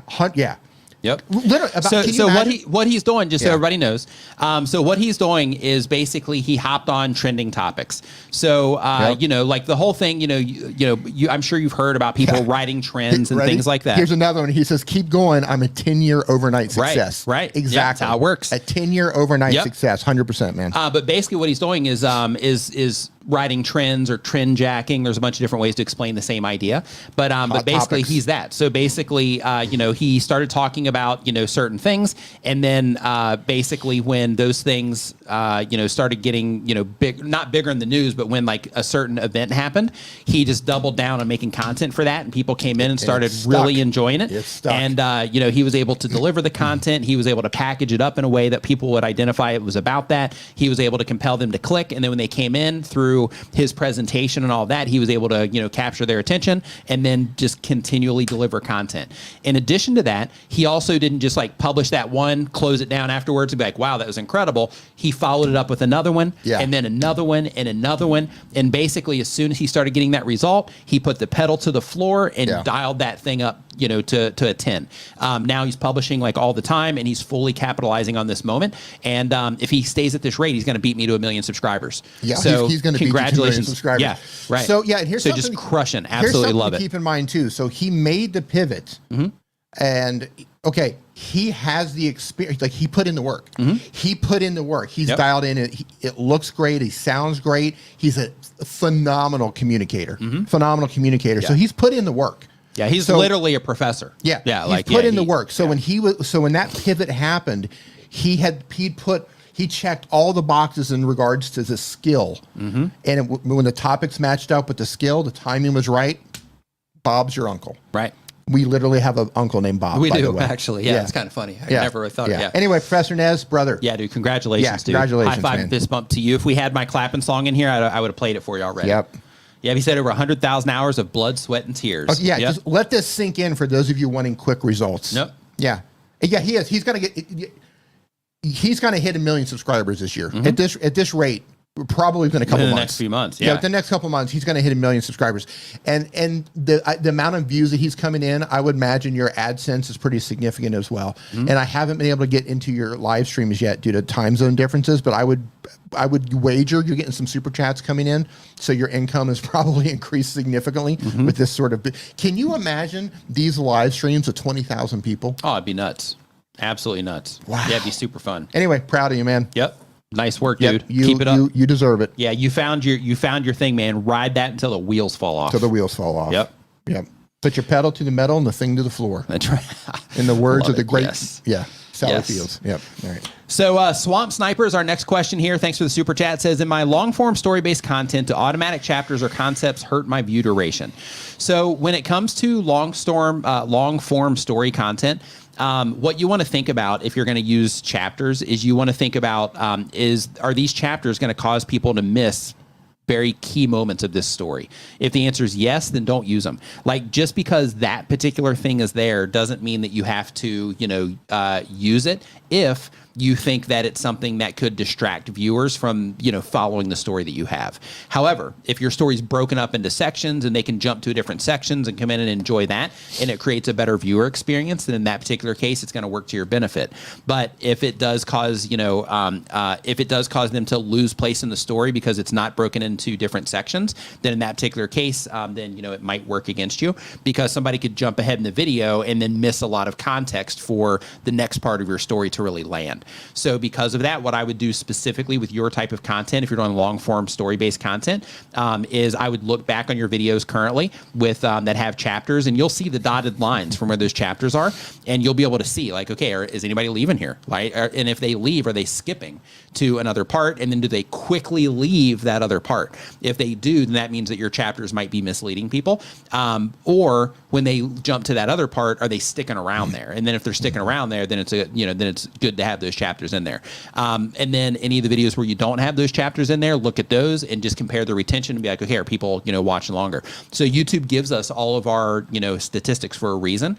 And it's for things like this, to where you go in and you're like, okay, the people that are interacting with my content, based on what it is that I'm seeing here, how are they actually responding to the choices that I've made, as a content creator? I would do those things, and I would look into, the videos that you already have published. If you need to experiment, like with the next video or two, and just see if, if it makes a difference, a positive or negative, in either direction. Renee says it's not an outlier either in regards to Nez. He says Emily D. Baker, who's fantastic, tapped into pop culture trials. Yep. Find Johnny your, Depp specifically. Yep. Find your to and lit Amber her Heard. fire. Yep. Yeah. Find your audience and then figure out the most broadly appealing way to connect. Yep. It's crazy how that happens. And it's so unexpected. Yep. Like, Nez, I know that you did not expect this in any way, shape, or form. Yep. But like when you tap into that thing, and it's just everything aligns. Like your level of skill, the timing, your packaging, the conversation that's being, like everything just aligns, and there you are. Yep. Boom. Off and running. Hey, and really quick, Swamp So cool, Sniper man. says, awesome, thank you. You've helped me when I was at 80,000, and now I hit 1.5 million subs. Your advice is solid. Hey, high five and fist bump to you. Thank you for the kind words. Yep. Congratulations to you on your success here on YouTube as well. And, thank you for saying that, too. It means a lot. Thank you. You got another, you got some more super chats here. Vegas Ready is our next. Actually, here, hold on really quick. Did you give Demon Rose seconds? Not yet. Doing okay. it right now. So Demon's Row says, since my niche is biker, sometimes I have non-bikers who want to collab. How would you tackle this? Being broader without the channel not making sense. I have some mob guys that get views I could sit down with. So what you want to think about is that's if awesome. It is. If you are going to be doing collaborations with others, you just want to think about how you can make them align.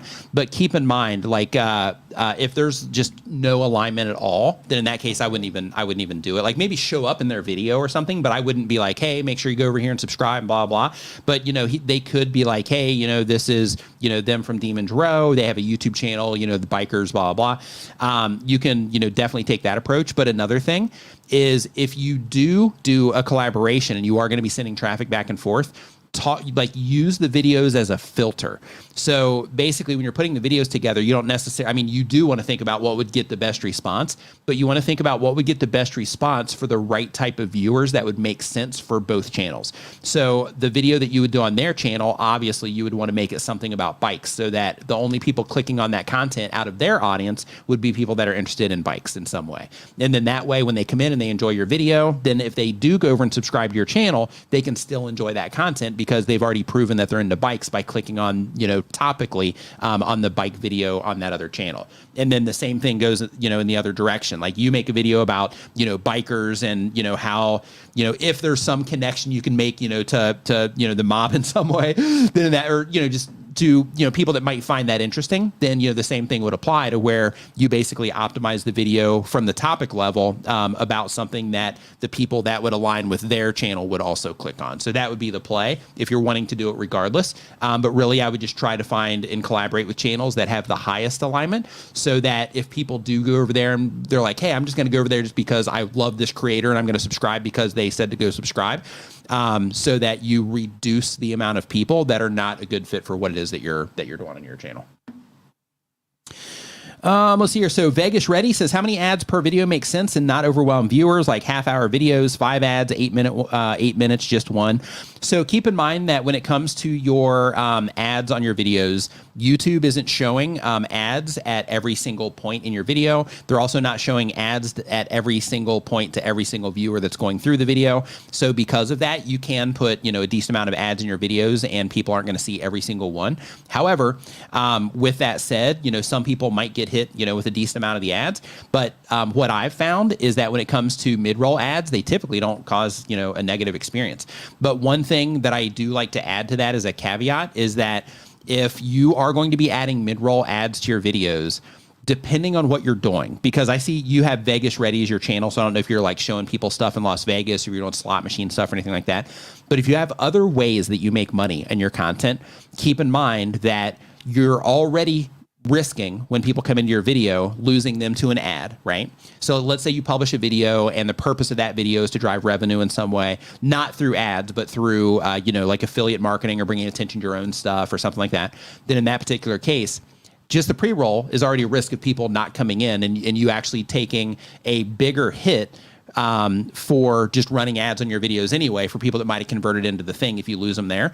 But every mid-roll ad that you do add in there, if you do have things that you're, promoting through your videos, every mid-roll ad is an opportunity for people to leave that video and not get to that thing that you want them to see, where you might make even more money if they get to that particular part of the video. So of course you're going to learn over time, like, hey, I can get people this far in the videos. My conversions on, this are relatively high or not. And then, you can start experimenting with running ads and seeing if it makes, an impact on people getting to those things or not. But when it comes to actual video performance on YouTube, the mid-roll ads don't seem to have a negative impact at all.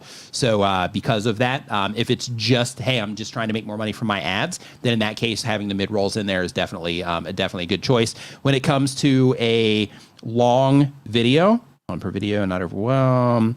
Yeah, so if you have a half-hour video, I think 5 ads is perfectly fine. 8 minutes you can absolutely do, or 8 ads you can definitely do. 8 minutes for a video. Yeah, in that particular case, technically you could probably put 2 in there and be fine. So if you put one kind of like, let's say like a third of the way in. So you have the pre-roll, put one a third of the way in, and then put one, a little bit more towards the end. Then in that particular case, you're increasing the likelihood of people seeing one or the other that, in the middle of the video, if they got served, if they got served an ad on the way into the video itself. And really quick, YouTube's creator liaison Renee Ritchie says, pick your mid-roll ad slots thoughtfully as part of the overall experience. You can add both manual and audio. Just carefully check where they're placed and think of the viewer. Yep. And Las Vegas Magic Friends, thank you for the super chat. Super appreciated. Nice, says, thank you. Yeah, thank you. Thanks a lot. Says, thanks for being here for us over the years. Yep, my pleasure. Over the years. Over the years. Yep. Yeah. Thank you. It was very generous of you. Thank you. Appreciate it. Thank you. So next up on our list here, we've got certification, Australian. Okay, Nelly Nug. Okay, we did Nelly Nugs already. I love that name. Me too. So next up, we got Yasin Khalik. I hope I'm saying that correctly. They do daily content. The type of channel is self-improvement. The goal of the channel is to build a following. And the question is, do you know the stats for the average view time? What is a good target? And can daily uploads affect videos that are doing well? So if you're publishing content on a regular basis, let's say you're publishing content daily, YouTube is going to show that content. They're going to give it impressions just like, they will any other video that you publish. And as long as people respond to that content, then in that particular case, they're going to keep showing it to people, right? That same rule applies. Now, one thing that you might run into that sometimes happens to people, on some channels it happens, others it doesn't. But one thing that you might run into is you might run into like a tolerance problem. So that tolerance problem could be, okay, if I'm uploading daily content, and my viewers, just based on, my demographics or, the people I'm targeting with my content, they just don't have time to watch all that content. Then in that particular case, maybe you're kind of overwhelming, the core viewers. But with that said, you're still going to push into a lot of new viewership with that as well. So you are giving yourself the opportunity to grow more. But when it comes to tracking that, what you want to look for when you're publishing daily content or really any content is go to your audience tab on YouTube and you'll see the amount of people that are actually coming back to the channel. So if you notice, if you're like, hey, I'm publishing, videos every day, then look to see how often people are coming back to the channel. And if that number is pretty high, then it's like, okay, yeah, this is a good move to keep people coming back to the channel and to continue giving them good content. If you find that like, man, I'm only getting like, people coming back, like, they're just watching like one video a month, then in that particular case, you're probably just pushing into more new viewers, which is perfectly fine for growing the channel.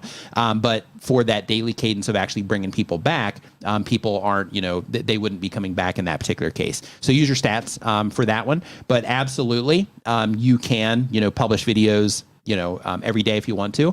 But another thing to keep in mind also on the daily videos is that when you are publishing daily videos, keep in mind, like if I were to log onto YouTube and I was a viewer of your content, then in that particular case, if you published 3 videos since I logged onto YouTube last, or 2 videos, then YouTube system, it might show both of them to me if I'm really engaged in your channel. But there's also the likelihood that YouTube might just pick one and show it to me. And if it picks one and it shows it to me and I respond to that one, then maybe it'll show me the other one later. Maybe it won't. But in that particular case, it's basically giving me the opportunity to watch one of the videos instead of giving me the opportunity to watch 2 of your videos. But if I'm that engaged with your content and I'm enjoying it, I'm probably going to know you're doing daily content anyway, which means that I'll probably look and see, the other videos that you publish because I'm going to know that you're doing daily content. So take all that into context.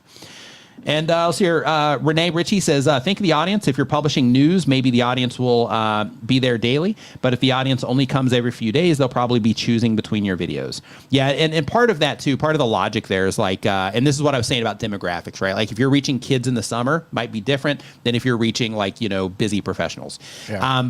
But when it comes to them choosing between videos, also keep in mind that, people have like a certain amount of time that they spend consuming content. And because of that, they might just watch one of your videos and then go on to another creator that they enjoy. Word. Yep. And he also mentions that you can also look at average views per viewer. If you're publishing more and it's going up, your audience wants more. If it's going down, they're starting to choose between. Love it. We have a lot of people watching on X. Oh, do we? Yeah. Nice. Yeah, almost welcome almost 300 people on X. Oh, nice. Yeah. Nice. Hope you're enjoying this over on X. Hope you're doing great over there. So let's hear. So next up, we've got... nope, we did Yasin already. So let's go. We're on 26D. Okay. Author Gonzalez says they do entertainment and information content. The question is, how do the algorithms differ from platform to platform, like YouTube compared to Instagram? I don't know. YouTube is my jam, so I focus on YouTube. When it comes to the other platforms, I'm going to make the foolish assumption, because you never want to assume things, but I'm going to assume that it's probably very similar in terms of, if people are engaging with this, we're going to continue showing it to people. If people don't engage, then we're going to not show it to people in favor of the content that is causing people to engage. That seems to be kind of like a universal thing in terms of like, hey, if it's good content and people are enjoying it, let's keep showing it to people. If people aren't, then let's show other content. One thing to keep in mind is, especially when it comes to YouTube, there's multiple algorithms. Right. And I'm going to guess on these other platforms, they have multiple algorithms as well. Right. And just, an easy way to simplify this is algorithms are predictive mechanisms trying to predict what that viewer wants to watch next and what they might engage in. Yep. And the more you do engage in, the more they are correct. And you know, they show you something like, oh yeah, he likes or she likes watching this particular thing. They engage in this type of content. Those are just sending signals back to the algorithm saying, this is what they like. Give them more of what they like. Yep. And you know, they can take it a step further. And I would assume that all these are similar across the platforms. So just focusing on YouTube, and to go a step further, and again, I'm simplifying this, but they're also looking at people like you. What do other people like you like to watch? And they might try to test content that they're watching on you as well. And if you engage in that content, they go, oh, he likes that too, or she likes that too. So they're constantly testing out all types of different content based on your viewing habits and based on people's viewing habits who are similar to you. So in a nutshell, that's how our algorithms work. And really quick, Swamp Sniper says, I often have viewers say they never received notifications. So if you go into your analytics, they show you in there how many people have notifications turned on. And then there's a whole other layer to notifications. So you have the first thing, which is they got to have them turned on. And then for the people that do have them turned on, they have to select that they want all of them turned on to make sure they're seeing everything. And then from there, they have to have notifications enabled on their devices. And this is where like a huge roadblock happens. So a lot of people will turn on notifications, but they don't have them turned on like their phones and stuff. So then when you publish a video, they might not get a notification just because they don't have it enabled. Like there's not a way to actually give them the notification because they haven't given it permission to do so. So that's a whole other side of it too. Also, keep in mind that to my understanding, and Renee, if you're still in here, correct me on this if I'm incorrect, but to my understanding also, if you have people that no longer engage in your content, but they were, you know, around, like let's say they were around, you know, a while ago, but they've kind of moved on, then in that particular case, I think that YouTube also kind of pulls back notifications on that as well, because they're not, you know, engaged or they're not, you know, likely to enjoy, unless I think with that one, from when I asked this last time, I think that it's something along the lines of if they do have it set to like all or something like that, then they might still get them. I can't remember the details of it, but it was something along those lines when I had this conversation in the past. Six Shop says, how do you speed up your thumb creation process? I get better response from simpler thumbnails, outsourced the thumb, and it didn't move the needle. So in terms of speeding it up, hey, really quick, Renee says it's the other way around. You can't turn on notifications if they're unable on the app. So it meant people are annoyed and turned off the notifications for everything. Okay, so there we go. So when it comes to the, let's see, where was it? Simpler thumbs. Okay. So if you find that the simpler thumbs work better, then I would definitely lean into that. In terms of speeding up the process, try to come up with the thumb ideas first before you actually make the video. And when you're doing that, try to qualify it, because one thing that can be really difficult is if you make the video or if you make the thumbnail after you make the video, then you're trying to shoehorn the thumbnail and the packaging overall. You're trying to shoehorn it in around the topic that you've created. But if you do first, if you come up with the video idea and you're like, yeah, I think this would be a good idea, the next step for everybody here should be, how do I package this idea? So this is the idea. How am I actually going to represent this from the outside to give people context, to compel people to click on it and so on, and try to come up with your thumbnail idea there if your content type supports that. If you're doing like, you know, a vlog or something like that, even there you can still be like, okay, this is what we're going to go do, so we need to get these shots and all that. You can still kind of plan it out. But if you do have a content type that's just not possible, then, you know, then you have to do it the other way. But if you can come up with your thumbnail first, and then by doing that, then it's a little bit easier to create everything else, you know, from there. But if you do the video first, then it can be really challenging sometimes to come up with the thumbnail, because it's like the last thing, and it's like, well, this is what I talked about and blah, blah. How am I going to represent this in the thumbnail? And it creates a more difficult process. But outside of that, if you outsourced it, it didn't move the needle. That happens a lot, by the way. Keep in mind, I'm not sure where you outsourced it to, but you know, a lot of times people will hire thumbnail designers that are just designers, but they don't really get YouTube. So if you hire a thumbnail designer, but they don't really get YouTube, then in that particular case, you might as well do them yourself. But if it's somebody that actually gets YouTube and they understand that side of things in terms of grabbing people's attention and all that, it's not just about making something pretty. It's about making something that's effective and that will connect with the people that you're trying to reach. So because of that, if you did outsource to like say somebody on Fiverr or something like that that's a graphic designer. In that particular case, they might be excellent at graphic design, but if they don't really fully understand, like G, for example, like you said with him, like you can kind of work with him to kind of get some thumbnails, but it's just not his jam, even though he's like a top tier designer. Yeah. Like I work with a designer who's arguably one of the best designers I've ever worked with. Yeah. And he's not a YouTuber. Right. He's not a YouTuber. So because of that, he doesn't understand the packaging element. And you know, we can work through it. But okay, like I said earlier about video editors are the same way. So you can edit a video, but that doesn't mean you know how to edit for YouTube. Right. Same thing. You can be the best graphic designer in the world who's hired by Nike or hired by Disney, but that doesn't mean you know how to make effective thumbnails. I mean, it's not rocket science. It's not something that they necessarily couldn't figure out if they actually understand YouTube and they can get that. But you know, it's just because you are good at graphics or good at editing video doesn't necessarily mean that you're going to knock it out of the park when it comes to YouTube. Yeah. Because making a graphic versus making a graphic that speaks directly to your target audience, the person you're trying to reach, stands out, grabs their attention based on the subject matters that they care about. Yeah. And having the ability to change that if it's not working out. Right. And again, you know, outsourcing the stuff, there are people who are really good at that, but there's some other people who are fantastic designers, but they just don't understand how YouTube works. They don't understand the element of packaging. How does the packaging work with the title, right? How it all works together. So something to think about. Another super chat came in. Silver Logan Sharp, thank you for the super chat. It says, while I'm live on StreamYard, can I do it watch party style and show a new video podcast episode? If so, how? Watch party. Live while showing a video on YouTube. So all you have to do, upload it into the brand area. You can do it two ways. One way is you upload it into the branding area under the video clips area. With that, let's see here. The video max length is 10 minutes. The file size has to be 200 megabytes, and their recommended size is actually 1280 by 720. I still put up 1920 by 1080 videos in there, but don't tell anybody. You dirty dog. I know. But so you can do that as long as it fits those requirements, and then you can just click on it and play it like this.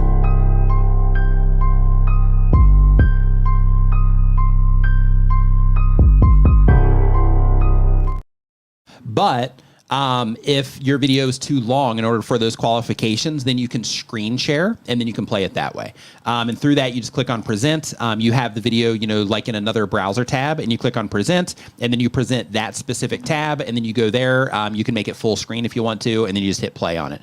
And then that would allow you to be able to do that. Yeah, and to get to present, it's right down in the bottom of the tools. It's next to settings and next to invite. And if you want to play audio, you have to make sure when you're choosing a browser, it's going to give you a little toggle switch at the bottom of the share area where you have to make sure your audio, I think by default it is turned on, but just double check to make sure it is toggled on to share your audio. If that's toggled off, you're going to watch the video, but you're not going to hear the audio. Yep. And on that note, I want to remind you, if you are a new content creator, that when it comes to YouTube, this comes with a learning curve, just like anything else that you're going to do, just like playing an instrument, playing a sport. So because of that, make sure that you are being patient with yourself. Make sure that you are, you know, actively trying to learn how to do the skill set side of YouTube, learning how to edit your videos, learning how to connect better with the people that are interacting with your content, learning how to make better thumbnails and titles, working on your hooks for your videos, for your shorts, working on your communication, working on, you know, all aspects of what it is that you're doing, because this whole thing is a learning curve. And if this is something that you haven't done before, or that you've been doing for a while and you're, you know, still trying to get traction, just keep in mind, like, you know, Professor Nez, as an example, you know, it took him a long time, and then now he's shooting like a rocket and will probably beat me to 1 million subscribers. 10-year overnight success. Yep, 10-year overnight success in his particular case. But, you know, there's a lot of situations like that on YouTube to where, you know, people go for a while and then they figure it out, and then, you know, they ride it from there. So because of that, just keep working on the skill set side, because that's going to move the needle for you more than anything else that you're going to do.